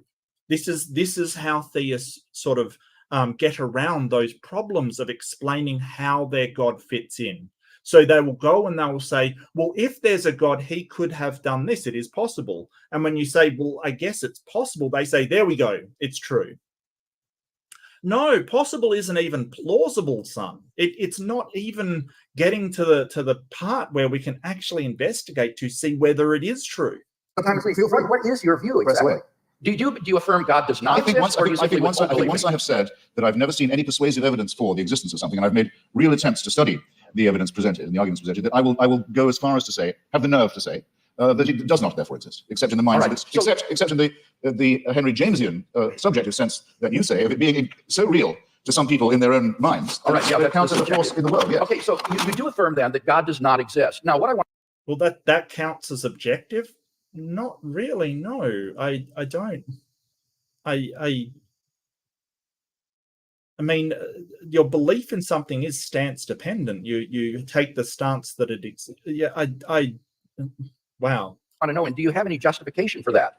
I think I've come unwired. Oh, you're still here. Are you sure? Do you have any arguments leading to the conclusion that God does not exist? Well, I would rather. I think I'm wondering if I'm boring anybody now. I would rather say. I'd rather state it in reverse and say I find all the arguments in favour to be fallacious or unconvincing. And I'd have to add, though this isn't my reason for not believing in it, that I would be very depressed if it was true. But that's a quite different thing. I don't say of atheism that it's at all morally superior. That would be very risky. I wouldn't admit that it was at all morally inferior either. But we can at least be acquitted on the charge of wishful thinking. I wonder if that's the case. Would you agree that the absence of evidence is not evidence of absence? Ooh, there you go. And I think I mentioned this earlier in chat. Would you agree that absence of evidence is not evidence of absence? So as I pointed out, yes, it is where you would expect evidence to be, and you don't find it. So if I say, is there dolphins in the bay, right? Or does the Loch Ness Monster exist? Evidence of absence doesn't mean that it doesn't exist unless you would expect to do, I don't know, sonar searches of the Loch Ness, and you don't find anything. You don't find any signs that it exists. You don't find any evidence, and you should find evidence. That is evidence in and of itself. Yes, that definitely is. However, the trick that the theists do here, that the real bad thing that they do here is say there is nothing through divine hiddenness. You should not expect to find anything. So you can't use absence of evidence as evidence because you wouldn't expect to find anything. When in reality, we would expect to see miracles. We would expect to see things that we can't explain. We would expect to have a God in some way present itself to us. You would expect that there was more evidence for the rising of Jesus, like, other people talking about it aside from in the Bible. It's kind of, yes, you would expect a lot more. But what they do is they say, well, divine hiddenness, now you shouldn't expect it. So I think it's very unconvincing. Well, I'm not sure that I would agree. Okay. Let's turn to the moral argument and talk about that a little bit. I think you misunderstood the moral. Well, that's blowing past that rather fast. Maybe William Lane Craig doesn't want to get into how we determine that something doesn't exist from lack of evidence. Okay. Moral argument. Given the stakes, Doctor, sorry, given the stakes, I mean, you're not saying, we're not talking about unicorns or tooth fairies or leprechauns here. We're talking about an authority that would give other human beings the right to tell me what to do in the name of God. So for a claim like that, if there's no evidence for it, it seems to me not a small question. No, it's certainly not a small question. But you're making a very large claim. Your evidence had better be absolutely magnificent, it seems to me. And it's the lack of magnificence, I think, that began to strike me first. One final question. Okay, well, let's go to the moral argument. It seems to me there that you've misunderstood the argument in that we're looking for an objective foundation for the moral values and duties that we both, I think, want to affirm. It's not a matter of whether or not we can know what is right and wrong, or that we need God to tell us what is right and wrong. It's rather that we need to have some sort of an objective foundation for right and wrong. Wouldn't you agree on your view? It's simply the sociobiological spin-offs of the evolutionary process, and that therefore these do not provide any sort of objective foundation for moral values and duties. That could be true, yes. That could well be true. Yeah, I don't want Yeah, could be true. Sure. to be too much of a reductionist, but it's entirely possible that it is purely evolutionary and functional. One wants to think that there's a bit more to one's love for the fellow creature than that. But it doesn't add one iota of weight or moral gravity to the argument to say, but that's because I don't believe in a supernatural being. It's a non sequitur. Yeah, and he's right. And it's an appeal to consequence. Oh, well, it's really bad if there's no objective morals. It might just be really bad. It might just be that morals are the things that we have to create. That may be the case. It may be a cold, unfeeling, brutal universe that we bring morals to. All of that could be true. Just because you don't like it isn't a reason for believing it's true. You just don't like it.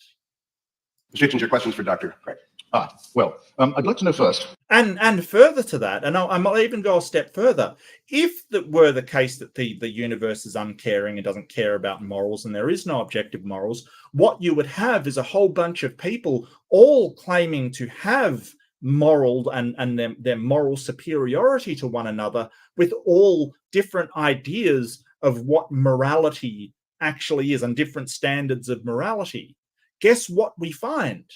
We don't find a consistent level of morality. We find some things, as you said, like biologically, we have things in common, but we don't find this underlying objective morality through consistency. We don't. You said that the career of Jesus of Nazareth involved a ministry of miracles and exorcisms. When you say exorcism, do you mean that you believe in devils too? What I meant there was that most historians agree that Jesus of Nazareth practiced miracle working and he practiced exorcisms. I'm not committing myself, nor are historians committing themselves to the reality of demons. That's a dodge. That's 100% a dodge. I mean, the moderator, I did cut the part out because I just cut out all the moderator and all the fluff. But he did say, hey, no dodging. And that's a dodge because you're basically giving the inerrancy of the Bible, and God performed an exorcism on pigs, I think it was, or on somebody, and put it into pigs, and the pigs ran into a lake or something like that. And so, I'm not committing myself is really dodgy. But they are saying that Jesus did practice exorcism and he practiced healing. So you believe that Jesus of Nazareth caused devils to leave the body of a madman and go into a flock of pigs that hurled themselves down the Gadarene slopes into the sea? Do I believe that's historical? Yes. Right. That would be sorcery, wouldn't it, though? No, it would be an illustration of Jesus' ability to command even the forces of darkness, and therefore an illustration of the sort of divine authority that he was able to command and exercise. This, as I say, is illustrative of this unprecedented sense of divine authority. Yeah, and what historian is saying that the exorcisms that Jesus performed were real? Like, you want to say this historical account, and then you're admitting that, hey, demons are real. Sort of, I love what Hitchens is doing here because William Lane Craig wants to appeal to all of these scientific concepts. He wants to say, hey, we have the Big Bang and that proves God, and all of these scientific things prove God, fine-tuning, all of this stuff. Do you believe in demons? You obviously do. That demons inhabited the earth at one point, and Jesus put them in a flock of pigs. Flock, I'm not even sure if that's the right word. What is the word for a group of pigs? It can't be herd. What is the name for a group of pigs? A drift or a drove? Okay, so it's a drove of pigs. Nice. I've learned something new. It's a drove of pigs. Authority that Jesus of Nazareth had, that he even could command the forces of darkness and that they would obey. So whether you think he was a genuine exorcist or that he merely believed himself to be an exorcist, what is historically undeniable is Well, if he just believed himself to be an exorcist, that would undermine the entire Bible, wouldn't it? If he was just somebody that thought he was exorcising demons into a drove of pigs, then wouldn't that undermine the entire Bible? Isn't he then just a bit of a lunatic? Like just, waving his arms in front of somebody and saying he put the demons in a pig or a bunch of pigs? Seriously, dude, you can't sit there and say, oh, the Bible is a historical account. Oh, but the demon thing, that wasn't real. That he had this radical sense of divine authority, which he expressed by miracle working and exorcisms. Right. And you believe he was born of a virgin? Yes, I believe that as a Christian. I couldn't claim to prove that historically. That's not part of my case tonight. Why not? You claim to be able to prove all of these other miracles and Jesus rising from the dead. There's just as much evidence that Jesus was born from a virgin as there was that he rose from the dead. I mean, it's the book that says it. That's your only evidence. But I as a Christian, I believe that. And I know you believe in the resurrection, but yes, as a matter of biblical, what shall we call it, consistency. I mean, it's said in one of the Gospels that at the time of the crucifixion, all the graves of Jerusalem were opened, and all the tenants of the graves walked the streets and greeted their old friends. It makes the resurrection sound rather commonplace in the greater Jerusalem area. That's in the Gospel of Matthew, and that's actually attached to a crucifixion narrative. That's what I said. It says at the time of the crucifixion. Yes, that's right. At the time of the crucifixion, it says that there were appearances of Old Testament saints in Jerusalem at the time. This is part of Matthew's description of the crucifixion scene. I mean, do you believe that? I don't know whether Matthew intends this to be apocalyptic imagery or what. So this thing, and I love what Hitchens is doing here. He's really saying, well, if you believe all of this in the Bible, why don't you believe that as well? It's a fair question. It says in the Bible that you're claiming is historically accurate, that all the graves opened and hundreds of saints took to the streets and greeted old friends. Why is that just hyperbole and symbolism, but everything else is apparently true? How do you tell the difference between Matthew writing about the saints rising from their graves and somebody saying that Jesus rose from the dead? Like, which one of those is hyperbole? We don't know. He means this to be taken literally. I've not studied it in any depth, and I'm open-minded. Yeah, it is a dodge, Lucky. You're absolutely right, mate. It is a dodge. About it, I'm willing to be convinced one way or the other. See, the reason I'm pressing is this because, I mean, we know from Scripture that the pharaohs, the magicians, could produce miracles. In the end, Aaron could outproduce them. But what I'm suggesting to you is, even if the laws of... Yeah, he's referring to when Moses and Aaron sort of confronted or Moses confronted the Pharaoh, and Moses threw down his staff and it turned into a snake, and the Pharaoh's magicians did the same thing. They could do these miracles as well. That's the thing. All of these things that happened, that they were all doing miracles and these magical tricks. So if that wasn't God, where did that come from? Nature can be suspended and great miracles can be performed. It doesn't prove the truth of the doctrine of the person who's performing them. Would you not agree to that? Not necessarily. I think that's right. So somebody could be casting out devils from pigs, and that wouldn't prove he was the Son of God. I think that's right. In fact, there were Jewish exorcists. The only point that I was trying to make there was... Yeah, there were Jewish exorcists. Where are they getting their power from? If you're saying that Jesus showed that he could do this, and this is where Christopher Hitchens' thing of, well, isn't that sorcery, bites him in the ass, because he's saying, no, Jesus being able to cast out demons shows the divine nature of him. But there were Jewish people doing the same, doing exorcism. There were Jewish exorcists. So why were they, and why that other people doing it, that was sorcery, but your guy is automatically miraculous? That this was illustrative of the kind of divine authority that Jesus claimed, especially since he didn't cast them out in God's name, where he didn't perform miracles by praying to God. He would do them in his own authority. So that Jesus exercised an authority that was simply unheard of at that time, and for which he was eventually crucified because it was thought to be blasphemous. Well, it was thought to be blasphemous to claim to be the Messiah, exactly. I mean, the people who got the closest look at him, the Jewish Sanhedrin, thought that his claims were not genuine. So remember, if you're resting anything on eyewitnesses, the ones who we definitely know were there thought he was bogus. But yeah.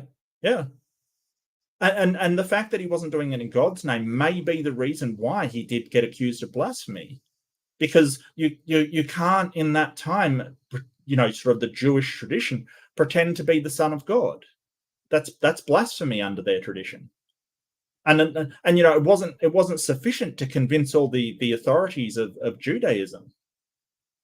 Only the people that believed him, which is strange. Okay, I think I've got a rough idea. Assuming you make that assumption of his pre-existing divinity, that it's a presuppositionalist case, I can see what you're driving at. Well, no, I've got another question for you, which is this: how many religions in the world do you believe to be false? I don't know how many religions in the world there are, so Could you name? Right. Fair enough. I'll see if I can't narrow that down. That was a clumsily asked question, I admit. I love it when he says that. That was he just acknowledges, hey, that was a clumsily asked question, sure. And he, he's lining up something baller. I bet he's lining up something. Do you regard any of the world's religions to be false? Do you regard any of the world's religions to be false preaching? Yes, I think, yeah, certainly. Would you name one then? Islam. That's quite a lot. Pardon me? That's quite a lot. Yes. Do you think it's moral to preach false religion? No. So religion is responsible for quite a lot of wickedness in the world right there. Certainly. Right. I'd be happy to concede that. I would agree with that. So if I was a baby being born in Saudi Arabia today, would you rather I was me or a Wahhabi Muslim? Would I be? Would you rather it was me? It was an atheist baby or the Wahhabi baby? I think he's just playing with them at this point. Yeah. You think this religion is false? They think it's true. You would rather an atheist than the wrong religion. Probably, possibly. I'm not sure. It'll be interesting to see, right? Anyone got any bets? What he'll say, whether atheist or Islam? I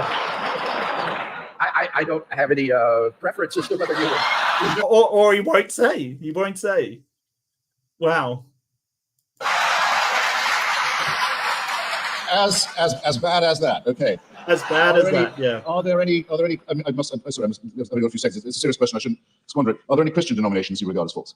Certainly. Could I know what they are? I'm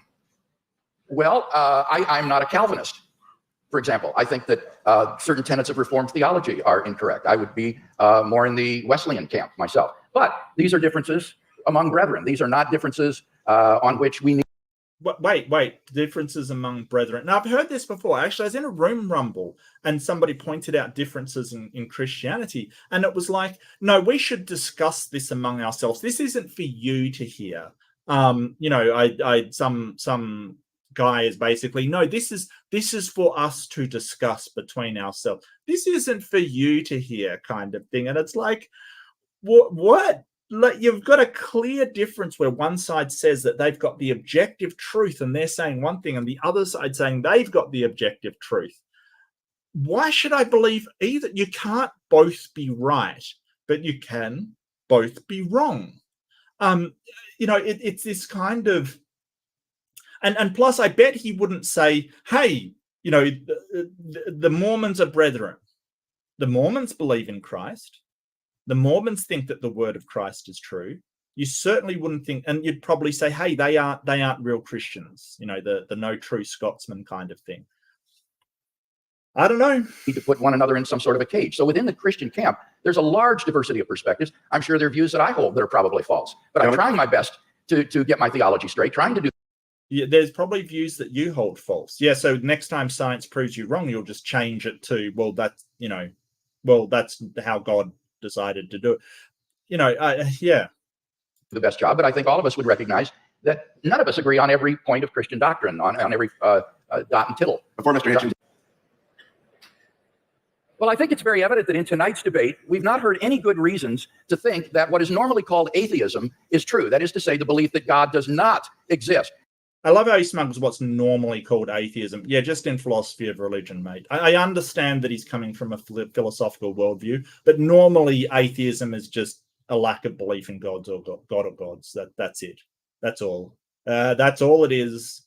You can sort of jump up and down and sort of appeal to Huxley's definition of agnosticism and things like that. I don't really care.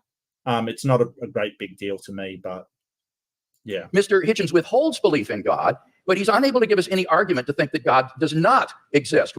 He shouldn't have to, quite frankly. The whole idea of an unfalsifiable thing is that you can't provide proof that a God doesn't exist. It's this whole idea of, well, I'm going to set up I'm going to set up an unfalsifiable claim and then ask you for proof that it's not true. I'm going to say that in the Andromeda galaxy, there are aliens that are invisible aliens around in a space station around a gas giant near the center. Now prove me wrong. It's an unfalsifiable claim, and whenever it does get falsified, when these, as Hitchens pointed out, whenever science falsifies the more localized claims, and by that I mean the individual claims like God creates the wind, or the God created the earth in 6 days or whatever, when they get falsified, Christianity and theism in general takes a step backwards and goes, oh, well, that shows God because God did that thing that you discovered. It's all smoke and mirrors. It's all just making a account for things. It's just accounting for explanations, not actually providing them yourself. Which is what is called positive atheism. Now, he does mention that the human species has been here for 100,000 years, but I've already responded to that. What's crucial there is not the number of years, it's the population. And only 2% of the population of the earth has existed before Christ. And during that time, God is not indifferent to the lot of those people. Rather, he is preparing. Well, he's kind of indifferent. He did drown a lot of them, if you recall. I mean, you know, is the flood true? Is that even true, or is that an anecdote as well? Is that a story as well? Humanity preparing the world for the advent of Christ, so that in the fullness of time, Christ would come into the world. And those people who lived apart from Christ, God cared for them as well and provided for them. The Bible says, ever since the creation of the world, God's invisible nature, namely his eternal power and deity, has been clearly perceived in the things that have been made.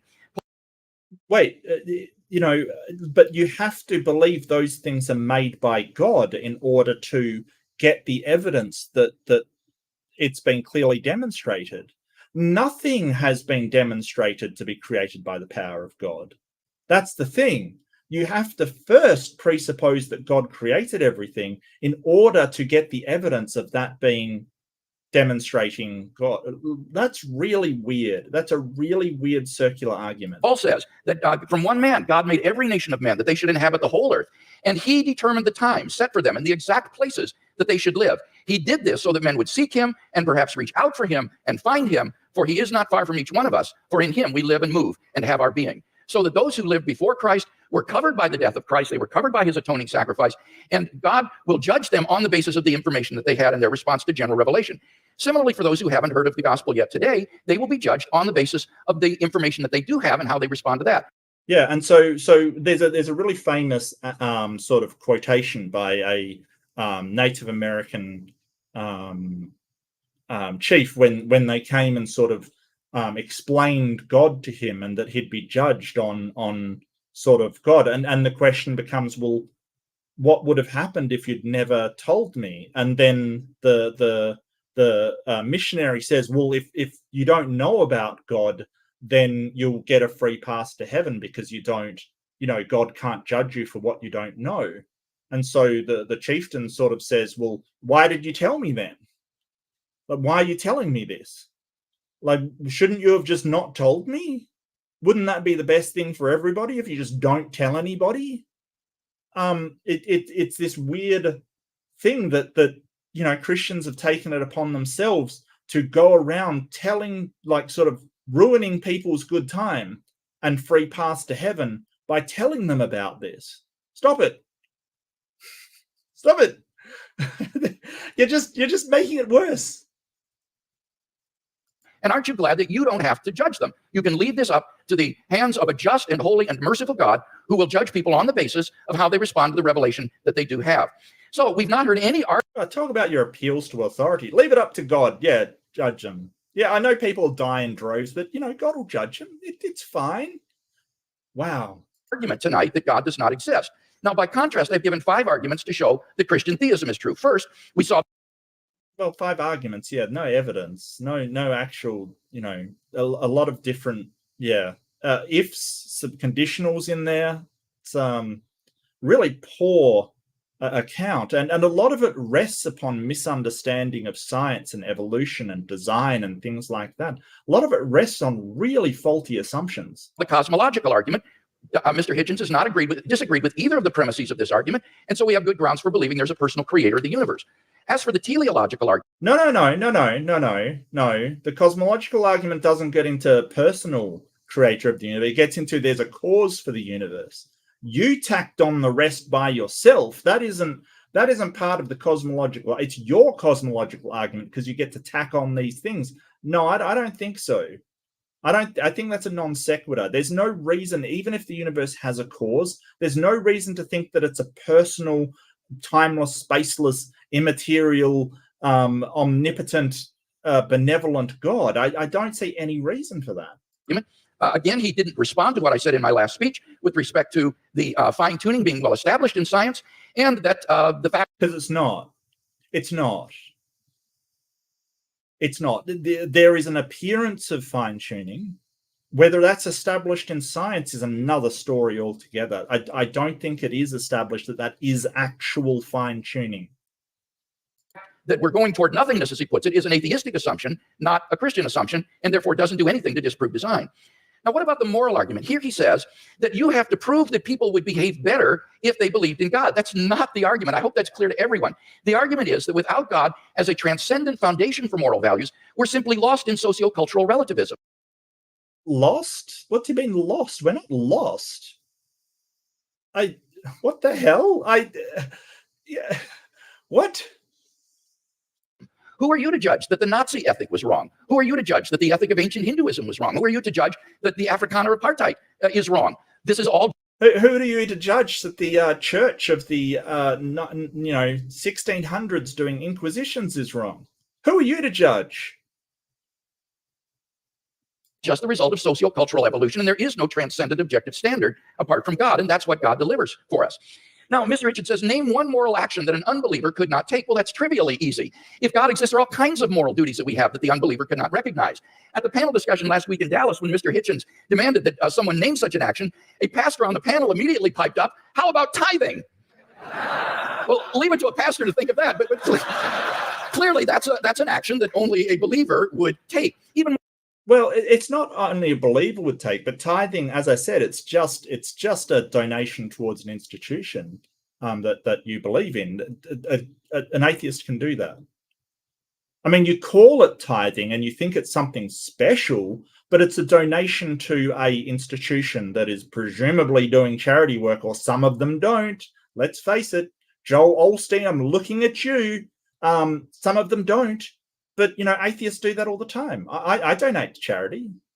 I donate a portion of my income to Wilderness Society every month. So, I do, in a way, tithe. Just you want to say it's something special because it's for God. Well, I mean, that's sort of a real thin argument. More fundamentally, what about the first and greatest commandment? You shall love the Lord your God with all your heart, with all your strength, with all your mind. That is an action that only a believer can take. No unbeliever can discharge even this most fundamental of moral duties. But in any case, all of this is beside the point with respect to the moral argument. The point is that on atheism, there are no moral obligations for anybody to fulfill. Oh, that's not true. That is not true. There are moral obligations within society. You can read up on the moral landscape. Would be a good idea. Read up on John Rawls. Read up on. Locke was the original. Locke was the original progenitor of social contract theory, and he rested it on God. But it doesn't need to rest on God.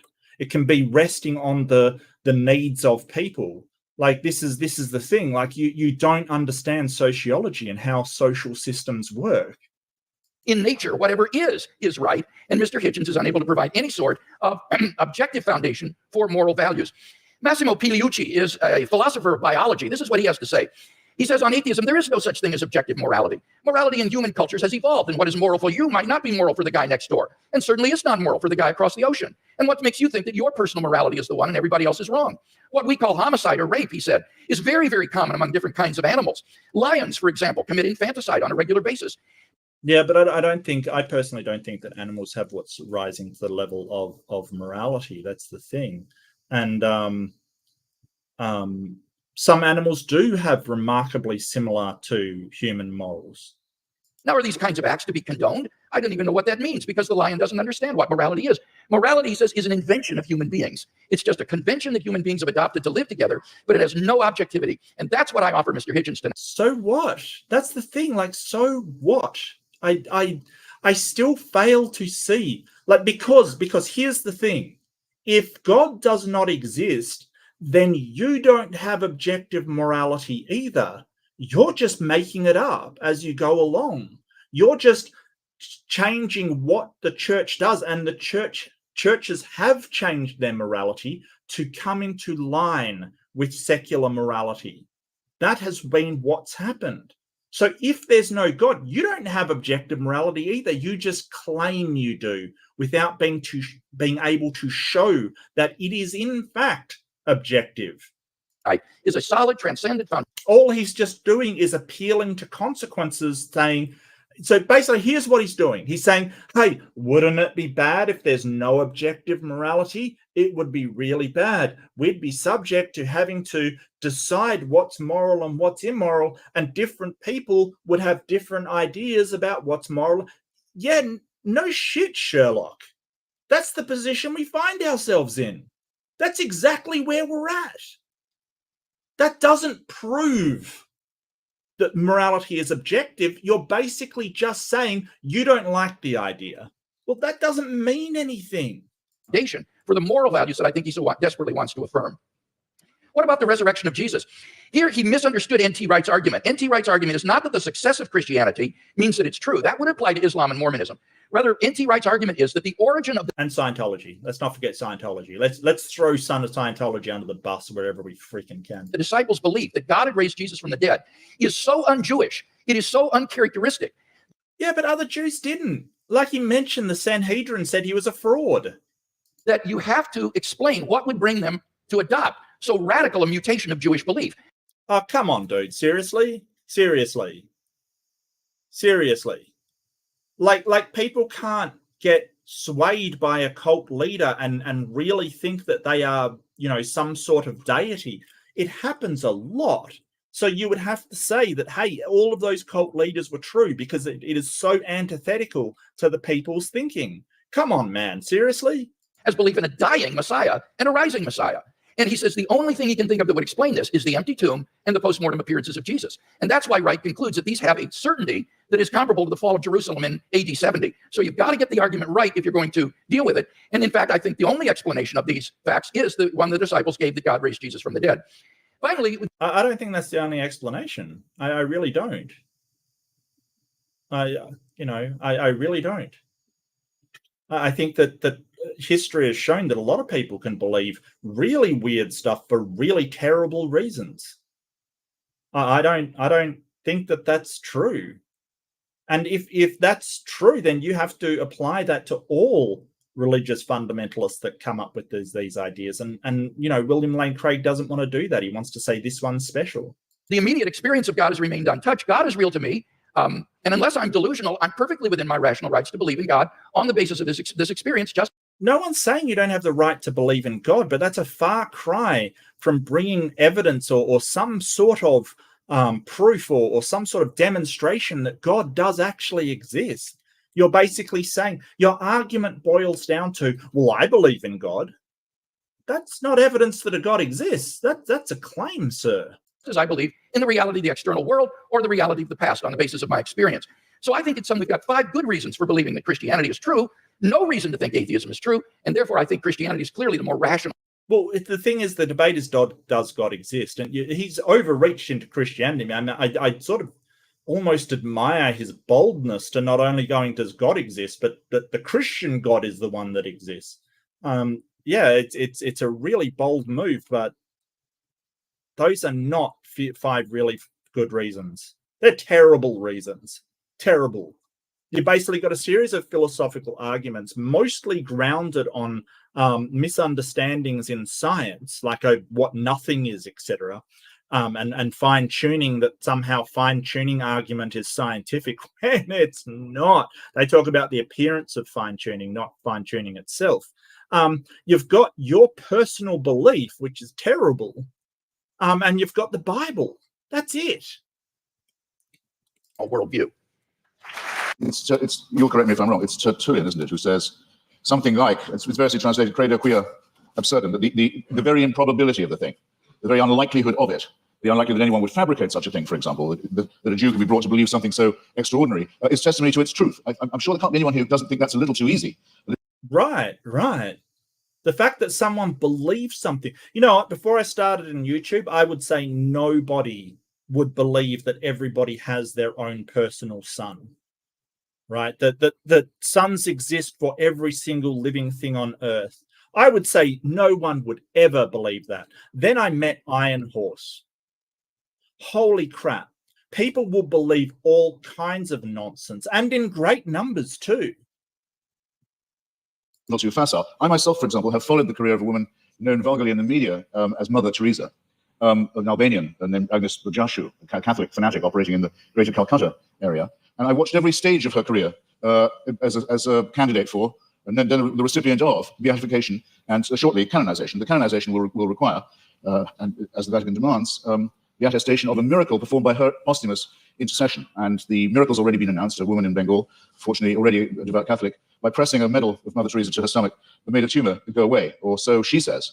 All the witnesses to this have since recanted. All the doctors have given a much better explanation of how she was cured of the swelling and the growth and what the medicines were and so forth, but they're still stuck with it. Yeah. And this is the thing, like, people still believe that Mother Teresa is a saint and had miraculous powers, with all evidence to the contrary.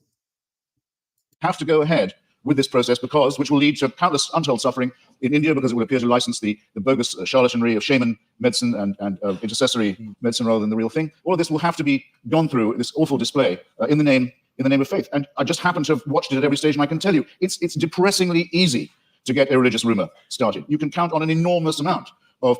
Yep. He's not wrong. It's depressingly simple. And it's not just religion. It's not just religion. I mean, I will point at things like, and I've got a video coming up, or I hope to do a video next week. So, you know, tune in and see with me, where people bring up the giant skeletons vanishing from the Smithsonian Museum, that it's a big conspiracy, that an article that can be traced back to a joke paper, demonstrably so, proves this to be, it's depressingly easy to get these things started and for them to become, in the view of people who want to believe, objective reality. It is depressingly easy. I think, again, Scientology proved that through, you know, a guy who wrote science fiction books has a science fiction themed religion arise from nowhere and become incredibly popular. It is depressingly easy to spread these kind of facts around, and I would say more so in an age where there is no internet and there's no paper and there's no way to confirm that, you know, this empty tomb existed for a crucifix victim and things like that. I can only imagine the misinformation flying around in olden times before. You know, we had even the printed paper. Pre-existing credulity among illiterate, frightened, ill-educated populations. There isn't a literate, written down, properly attested witness of any real sort in... Right. Then the Bible is not, and we don't know who wrote the Gospels. Let's say that again. We don't know for sure. The church attributes them to these people. Matthew probably wasn't written by Matthew. Luke almost certainly wasn't written by Luke. Like, this is the thing, like, who wrote these and why? We don't know. In the Gospels, it is, and you may as well admit it and stick to it, because it's what you're good at. It involves an act of faith. Second, on the matter of my moral question, yes, it's true that Doug Wilson said that the tithing was something I couldn't do, but then, I'm not moving the goalposts here, I don't think I'd regard giving all my money to the new St. Andrew's Church as a moral act. The only challenge that I've had so far that I really couldn't get out of, I should share it with you, was I was told, well, you couldn't do this. You couldn't say, Father, forgive them, for they know not what they do. No, but nor could you. as people of faith. You wouldn't dare. It would be blasphemy for you to do it. There's only one person who can do that, even on your account. So with respect, ladies and gentlemen, I think both my challenges stand. It hasn't been shown that I couldn't be a moral person despite my unbelief. It has certainly not been demonstrated that unbelief will guarantee you against, the belief will, I'll say it again, that unbelief will ensure you against wickedness. You mentioned things like apartheid and Nazism. Well, let me just run it by you. Partly this often comes up because people say, what about the crimes and wickednesses of the secular world? The apartheid system in South Africa was actually a creation of the Dutch Reformed Church. Sure was. Absolutely. That is absolutely true. Dutch Reformed Church basically implemented that one. It was justified theologically as the giving of a promised land to one Christian religious tribe, in which everyone else was supposed to be hewers of wood and drawers of water. It wasn't until the Dutch Reformed Church, under pressure, agreed to drop their racist preachments of many years that the apartheid system could be dismantled. The dictatorship in Greece in 1967 to 74 was proclaimed by the Greek Orthodox Church as a Greece for Christian Greeks. The Russian Orthodox Church at present, maybe this is one of the churches you don't recognize as Christian, I don't know, but it's currently become the bodyguard of the Vladimir Putin dictatorship in Russia. They are now producing, the Russian Orthodox Church, actual icons with halos around them of Joseph Stalin, for distribution to extreme Russian nationalists and chauvinists for whom the church has become the spiritual sword and buckler. In Nazi Germany, prayers were said every year on the Führer's birthday by order of the churches for his survival and well-being. The first concordat signed by Hitler and by Mussolini in both cases was with the Vatican. If you take out the word fascist from any account of the 1920s and 30s, any reputable historical account, and you insert the words Christian right wing or actually Catholic right wing, you don't have to change a word of the rest of the sentence. And the third member of the Axis, the Japanese Empire, was led by someone who actually claimed he was himself a god. And yeah, Japanese, they thought the emperor was God, was a god. But it's not. He's not saying anything untrue. The first concordant with the Nazis was signed by the Vatican, and it was the Nazi Germany was a Catholic state, a right-wing Catholic state. The vast majority of Germans. You can argue whether Hitler was or not. I think he had his own particular brand of lunacy, but the Nazi party was essentially right-wing Catholics. Whom everyone in Japan was a serf and had to admit his godhead and divinity. And it was said to all of them, where would we know without the emperor? How would we know what to do? How would we know what a right action was? Without him, there would be screwing in the streets. There would be chaos. No one would know their bearings. Without our God, we would be rudderless. Many Japanese people, in fact, it's pitiful to report, still actually believe that. Now, I want to say, in other words, that religion is the outcome of unresolved contradictions in the material world. That if you make the assumption that it's man-made, then very few things are mysterious to you. If you make the assumption that religion is man-made, then you would know why, it would be obvious to you why, there are so many religions. When you make the assumption that it's man-made, you will understand why it is that religion has been such a disappointment to our species, that despite innumerable revivals, yeah, because humans have been stumbling their way through history, and we will continue to stumble our way through history. We're going to make mistakes. We're going to make huge mistakes. We're going to stumble. We're going to falter. It just depends on what the best way to get through and to develop ourselves, so we're not doing this anymore. We've learnt so much over the last couple of 100 years, so much about humans and how we operate and what we need and the way the earth ties in with our well-being, how where we are, what we're doing, and we're going to stumble, we're going to fall down, and but that's no reason to go in blind and have blind faith. No reason. Innumerable attempts, again, to preach the truth, innumerable attempts to convert the heathen, innumerable attempts to send missionaries all around the world, that the same problems remain with us, that nothing is resolved by this, that if all religions died out, or all were admitted to be false, instead of, as all believers will tell you, only some of them are false. In other words, we're faced with the preposterous proposition that religion are either all of them true, or none of them true, or only one exclusive preachment is true. And none of these seem to me coherent, and all of these seem to be the outcome of a man-made cult. Assume that all of them were discredited at the same time, all of our problems would be exactly what they are now. How do we live with one another? Where indeed do morals and ethics come from? What are our duties to one another? How shall we build the just city? How shall we practice love?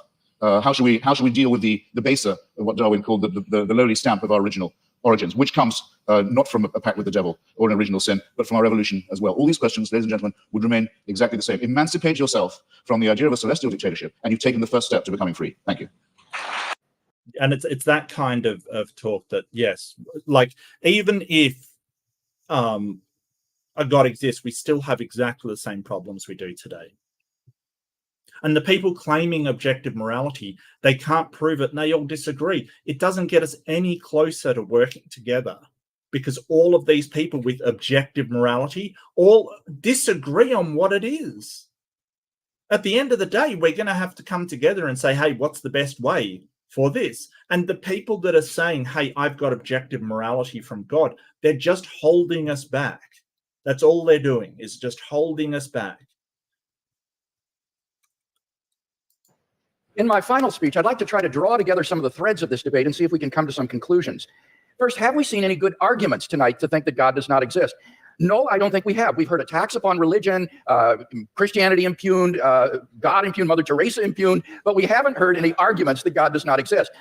Mr. Hitchens seems to fail to recognize that atheism is itself a worldview, and it claims alone to be true, and all the other religions of the world false. It is no more tolerant than Christianity with respect to these other views. He asserts that he alone has... Yeah, it's not a religion, and we're not basing our morality on what a God says. We're basing our morality on what works for people, what humanity needs to flourish. That's the thing. Like, we're not taking it as an assertion from an authority. We're taking it as an understanding of humanity. It's the true worldview, atheism. The only problem is he doesn't have any arguments for this worldview. He just asserts it. So it seems to me that if you're going to have a worldview... he has got arguments for atheism. It's the lack of evidence for your belief. That's his main thrust. So that is like where we should expect to see evidence. We see none. Just because you can account for scientific things doesn't mean you've got an explanation for them. You and champion it tonight, you've got to come to a debate prepared to give some arguments, and we haven't heard any. He did have an argument about evolution, but when I explained that, it actually turned out to be supportive of theism. Evolution does not support theism, sir. There is no way and no. What are you talking about? I've never seen somebody argue that evolution supports theism, especially Christianity, which you have to rely on Adam and Eve, which we clearly know is not the case. Evolution actually provides evidence for the existence of a designer of the universe, so we've not heard any good arguments to think that atheism is true. Now, I presented 5 reasons to think that theism is true, and this is what God, or the God hypothesis, does give you. He asks, what does it give us? It explains a broad range of human experience, philosophical, ethical, scientific, historical. It doesn't matter if you've got an See, the problem is with theism is that it can explain everything, but the explanation is unfalsifiable. You can do that with literally anything. You can do that with magic. You can, as long as you make your explanatory power infinite, your explanatory scope infinite, it doesn't matter. You can have an all-powerful toad explain that. You could have anything explain it. That's the problem. The fact that your explanation is unfalsifiable is not a point in its favor. Because unfalsifiable explanations, especially ones that can explain anything, can explain anything. And that used to be the case for things like lightning and wind and anything we didn't understand. The tides, anything we didn't understand, it covered. You know, but when we have something we don't know, oh, well, God explains that. It explains morality, explains the universe, it explains fine-tuning, it explains all of these things. Does it? Because it kind of doesn't. It kind of accounts for these things that we've learned. It hasn't actually explained them. Saying God doesn't explain them. You're just referring to an unfalsifiable, all-powerful explanation that doesn't explain anything. Experiential. I find the attraction of the God hypothesis is that it is so powerful in making sense of the way the world is. For example, does it though? Because every time we ask you why a God does something, you say, well, we don't know why God does it. So it doesn't explain it, does it? The God hypothesis explains the origin of the universe. Mr. Hitchens has completely dropped this point in tonight's. So does extra-dimensional aliens. So does a magic storm that is set up magically to design universes. So does a Blarney stone that is magic and create universes. So does universe creating pixies. Like, come on, dude, your unfalsifiable explanation, just because you say, well, it can do anything, look, there's anything, it must have done it. That's not an explanation. Debate when we saw that, in fact, scientific and philosophical evidence points to a beginning of the universe out of nothing, and therefore to a transcendent personal creator of the cosmos. The teleological argument, the fine-tuning that is established in the initial conditions of the universe, not to speak of in the biological complexity that then ensued. And again, Mr. Hitchens has dropped that in the course of the debate tonight. So, well, no, not really. It's just you've got no evidence that it's actually fine-tuned. That's the thing. Like, the appearance of fine-tuning is not fine-tuning itself. That's the whole point. The eye looks fine-tuned, but it's not. And a lot of the biological systems, when you're talking about fine-tuning, and like, for instance, the octopus eyeball is superior to the human one. The human one has some flaws, like it's got a blind spot. It's not a good way for an eye to form. There's better ways for eyes to form. Explain that one, buddy. But no, you want to say, oh, well, that's God having unlimited time and resource. He decided to do it that way. Yeah, because when you can explain anything with this, it doesn't matter what the objection is, because you just say, well, God did it that way, but it doesn't explain it. Why are humans so inefficient? It doesn't explain it. we have a creator and an intelligent designer of the cosmos. Thirdly, the moral argument. We saw that without God, there are no objective moral values. And here, Mr. Hitchens has consistently distorted the argument. He's portrayed the argument as, how would we know moral values if we didn't believe in God? We don't need to believe in a tyrant in order to find moral values. Unbelief doesn't produce wickedness. That is all irrelevant. The point is that there is no foundation on... Yeah, in the question time, if I was Hitch, I would have gone to the Euthyphro. Like, do morals get decided by God, or is there something else where God gets morals from? That is probably the way that I would go. Because if God just decides what's moral, then it's still subjective. It's not objective.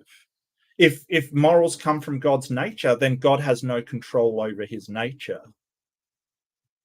because he doesn't decide what his nature is. I can decide whether I want to be a prick to somebody or I want to be nice. I can do that. Can God? Apparently not. He has to do certain things. At that point, he becomes a mindless robot that has no autonomy, because he has to behave in a certain way. He can't behave in any other way. So if that's his nature, that's his nature. He doesn't get to change that, which is strange. A naturalistic worldview for the moral values and duties that we both want to affirm. And he agrees with that. This is what he says, and I quote. He says, our innate predisposition to both good and wicked behavior is precisely what one would expect to find of a recently evolved species that is half a chromosome away from chimpanzees. Yeah. The human behavior is remarkably similar to other apes. Remarkably so. Including all of the stupid stuff that chimpanzees get up to. Like, we're only half a chromosome away from throwing poo at the people we don't like. Like, seriously, honestly, that is really where we're at. Primate and elephant and even pig societies show considerable evidence of care for others, parent-child bonding, solidarity in the face of danger, and so on. As Darwin put it, any animal, whatever endowed with well-marked social instincts, would inevitably acquire a moral sense or conscience as soon as its intellectual powers had become as well developed as... Yeah, I agree with that. Animals are on their way to develop, chimpanzees especially, and bonobos are on their way to developing a moral system. That is unequivocally true. Yes. As in man. That is the sociobiological explanation of morality. The problem is that moral sense that develops in pig societies, chimpanzees, baboons, and Homo sapiens is illusory on atheism, because it's not illusory any more than the law is illusory. It's a social construct. I wish he would stop using illusory to apply to social constructs, because in a sense, they are very, very real. They will actually affect you. There are consequences for them.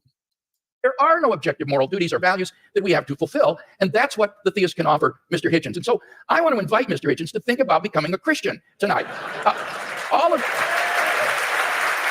Honestly. Well, your argument for becoming a Christian is, well, do you want there to be objective moral values? I want to know what's the truth. That's the thing. Like, he's just saying, hey, if you don't like that there's no objective moral values, then become a Christian. It doesn't make it true. That's the whole point. Like, you can become a Christian, and if Christianity is true, there is objective morals, sure. If that's true, that what you're saying, But becoming a Christian doesn't make that true for you. It is either true that there are objective morals or not true that there are objective morals. Whether you're a Christian or not has absolutely no impact on that. If he is a man of goodwill who will follow the evidence where it leads, all of the evidence tonight has been on one side of the scale. And he wants to affirm objective moral value, so why not adopt theism? The resurrection of Jesus has gone unrefuted. The argument is not that it's too improbable to be false. The argument is that you need a historically sufficient explanation to explain why the disciples came to believe this. And there isn't one apart from the empty tomb and appearances. It's not a matter of rumor. No, that is not true. As he pointed out, like a lot of other people have believed things just as strongly and they haven't been true. That simple human nature and human gullibility and human mistaken confidence in things can account for that easily. Because the empty tomb was public knowledge in Jerusalem. It would be impossible for Christianity to flourish. Let's not forget that it's rare for somebody crucified to even have a grave, much less a tomb. I think that is a bit bogus, to be honest with you. In Jerusalem, in the face of an occupied tomb. Finally, the immediate experience of God. If there's anybody watching or listening to the debate tonight who hasn't found God in a personal, experiential way, then I want to invite you as well to think about becoming a Christian. I became a Christian as a junior in high school, and it changed my entire life. And I believe that if you'll look into it honestly with an open mind and an open heart, that it can change your life as well. Yeah, so he's not interested in truth. You're absolutely right, Lucky. You're absolutely right. He's not interested in the truth. His motivations are it will change your life. It will be beneficial for you in order to be a Christian. That's the whole point. He's a pragmatist, first off, as far as his faith is concerned, and has admitted as much, that it's beneficial to be a Christian. So, this idea of truth isn't high on his list. Well, that's okay. He gets to choose why he believes stuff, but it's a terrible reason for believing something is true because it's of benefit to you. That's terrible. It's like saying, hey, well, Christians live longer lives, so I'll be a Christian. I think that recently there was a woman that converted to Christianity who used to be an atheist, and her reasoning was, well, atheism is insufficient to counter things like Islam. That's not a reason for believing it's true at all. Just with the rest of the debate, I'll just sort of finish up here. But that's a very good point, Lucky. I mean, you might have said it jokingly, but I think that's true. Truth is not one of the things that he looks at, whether it is in actual fact objectively true or not. Okay, so Christopher, just one sec. He basically cedes his time here, so I'm not sure if this was supposed to go on longer, but he cedes his time.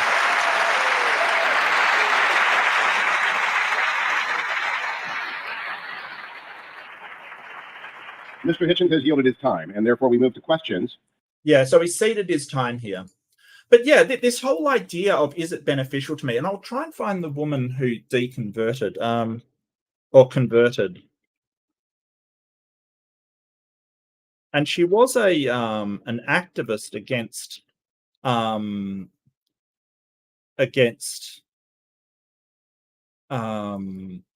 Islam, basically, ex-Islamic person. Does anyone remember her name? I've forgotten her name. I've totally forgotten her name. Give me 1 second.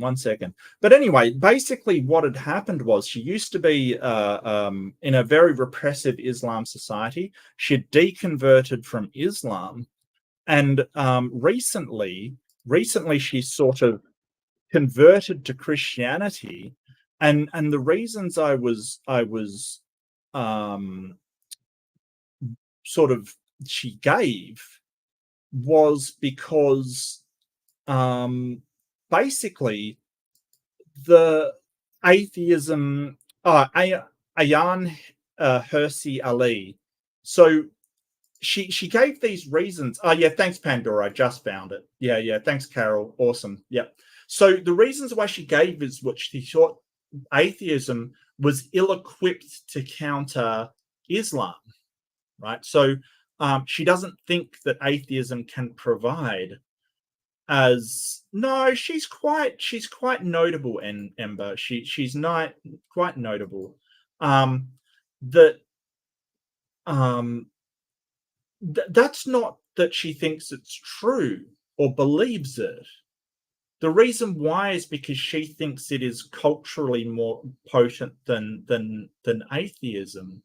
And I mean, I don't see atheism as being culturally potent at all. It really doesn't give a story. And I've been sort of talking to people about this, do we have a story that people can get emotionally attached to?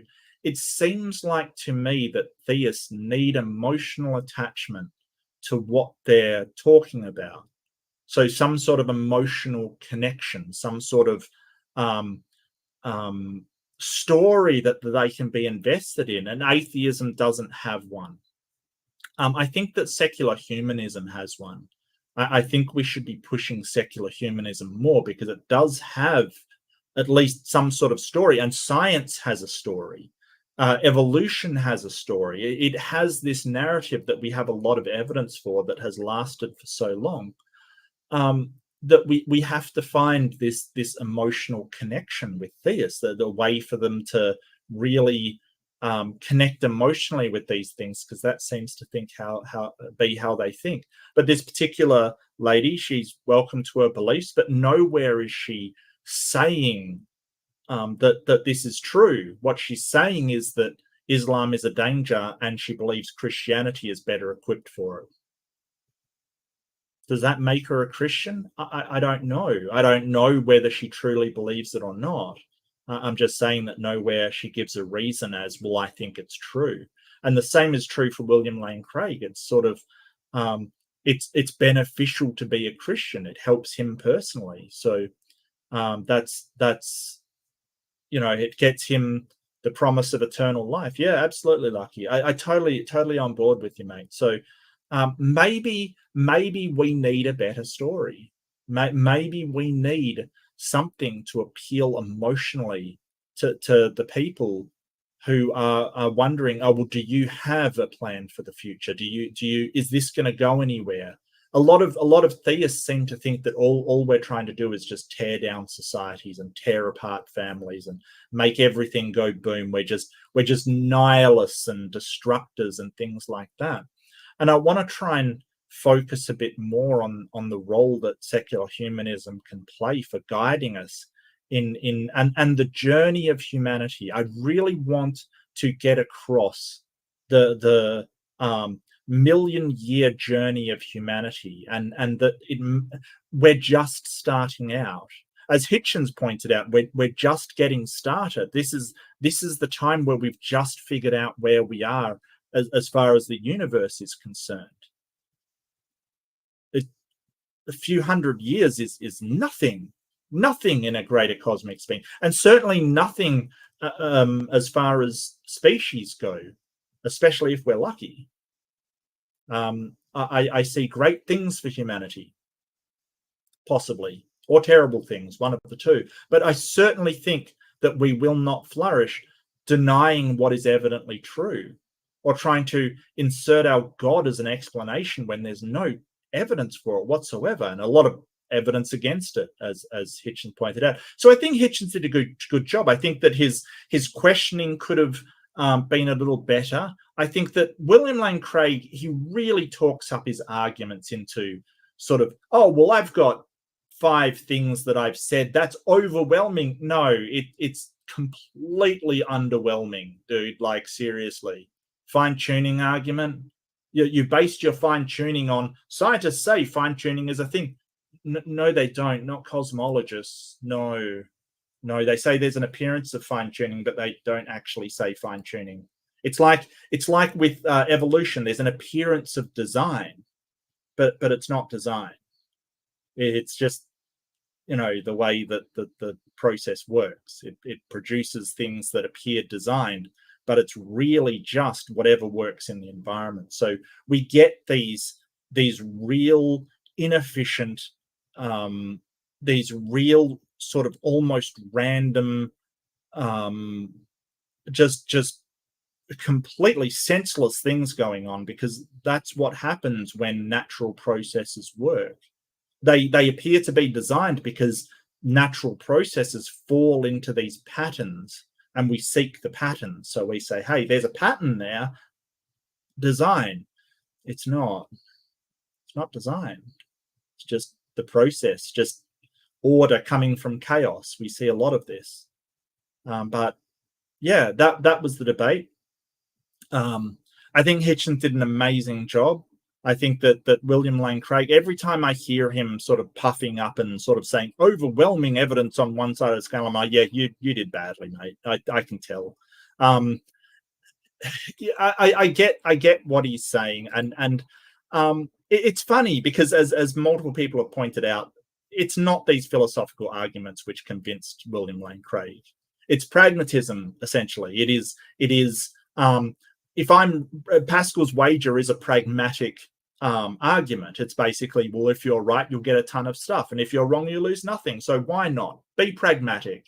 Just believe in God, because you can't lose. It's a pragmatic argument. I think it's a terrible argument, but it's pragmatic. And that his life has been benefited by believing in Christianity, and he believes that it's good to. I think on the short term, and maybe individually, that might be the case. Don't be mad. Don't shoot me. It may be the case. It may be better for you to be a Christian. Christians are more accepted. They arguably have an easier life. Arguably, they have longer life expectancy or less stress and things like that. Arguably, it's better to be a Christian, but not better for humanity. And that's what I want to get us thinking about. Is it better to do what I want, or is it better to do what's best for our society and humanity in general? And is it better to live honestly than to believe something simply for the sake of believing it? A lot of the climate crisis, we can sort of put down. The main people opposing the climate crisis are people who don't think this world can be harmed by us because God made it. And that's a problem, because we know we can really screw up this world. Leaded petrol, chlorofluorocarbons. We've done a ton of things that could have screwed up. We've had to be careful, and we're only just understanding the impact we can have on this world. I think that sort of for future generations, we have to be honest with where we are and what we're doing. And I don't see, just because it's practical for me, I see it as my responsibility to be honest about where we are and what we're doing, because that's the only way we're going to survive. Well, that's my little rant. I'm sorry. I'm absolutely getting. I'm so lovely to see you all here. Thank you so much for joining me. I really do appreciate it. I had a great time. I think it was a great debate. It's one of the greatest debates. Don't get me stated with CO2. Okay, well, Daryl, I mean, you've got some odd beliefs. I get it, but you're welcome to it. I go with scientific consensus because it is the most reliable way. You can believe whatever you want, mate. That's fine. It's not a problem. Yeah, no, I got you, buddy. I hear you. Thank you so much, Carol. I really appreciate it, but I do appreciate everyone being here. As I said, I'll try and line up a few videos. One's probably going to be a street preacher who I took issue with because of the sheer obnoxiousness of it. And if you like street preacher stuff, there's a million and one Ray Comfort video. He's the worst at sort of cornering young people and harassing them. He is the worst. So yeah, do hit like. Oh yeah, that's a good point. Thank you so much, Carol. That just reminded me. So I'm going to put my channel member up there. It's going. There you go. I've done my application. Look, if you've got any issues, No. I think you've got some problems with the Big Bang, Daryl. That I don't think you're right. I don't know what you think on global warming. I have no idea. Oh, the Banana Man song. Did you do a Banana Man song, Al? Is this something I should be aware of? Listen on mute? Why would I ever do that? Why would I ever do that?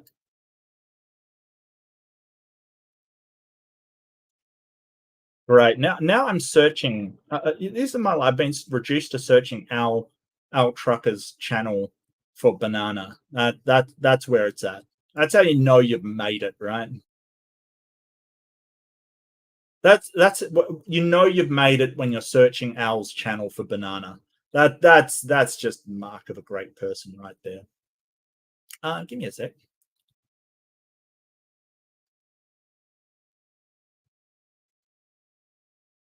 That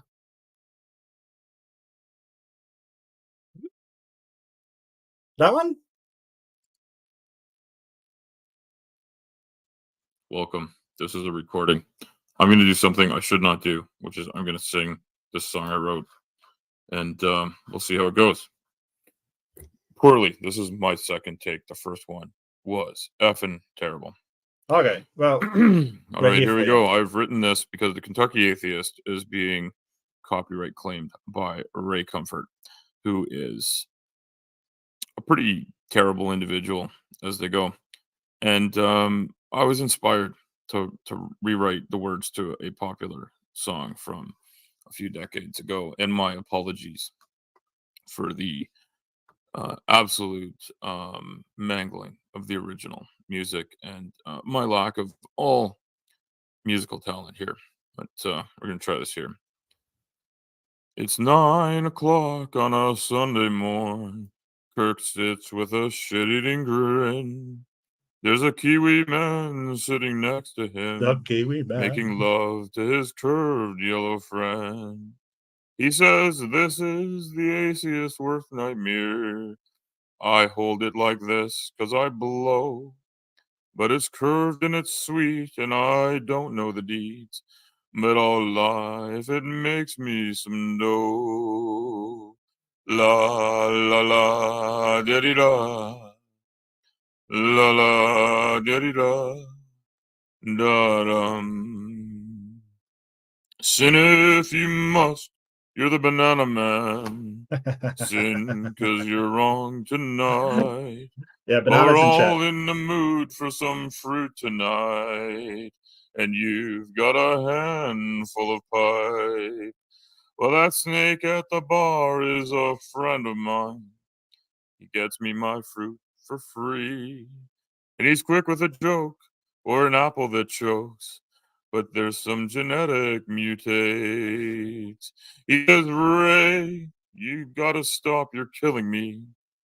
As that grin fell right off his face. Well, I'm sure that I'd find a crocodile if I could just see its place. Oh, la, la, la. Yeah, so that's Al Trucker singing Banana Man to the tune of the Piano Man, I believe, from who sang that? That was Elton John. Crocodile, yeah. Is it Billy Joel? Nelly Joel, yeah, okay. I'm sorry. They're both pianists. Oh, okay. I'm sorry. I'm not. Okay. I'm sorry. All right. Just lay off. Yes, you're yelling at me. All right.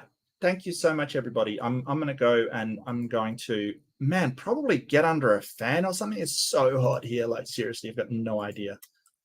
You have no idea.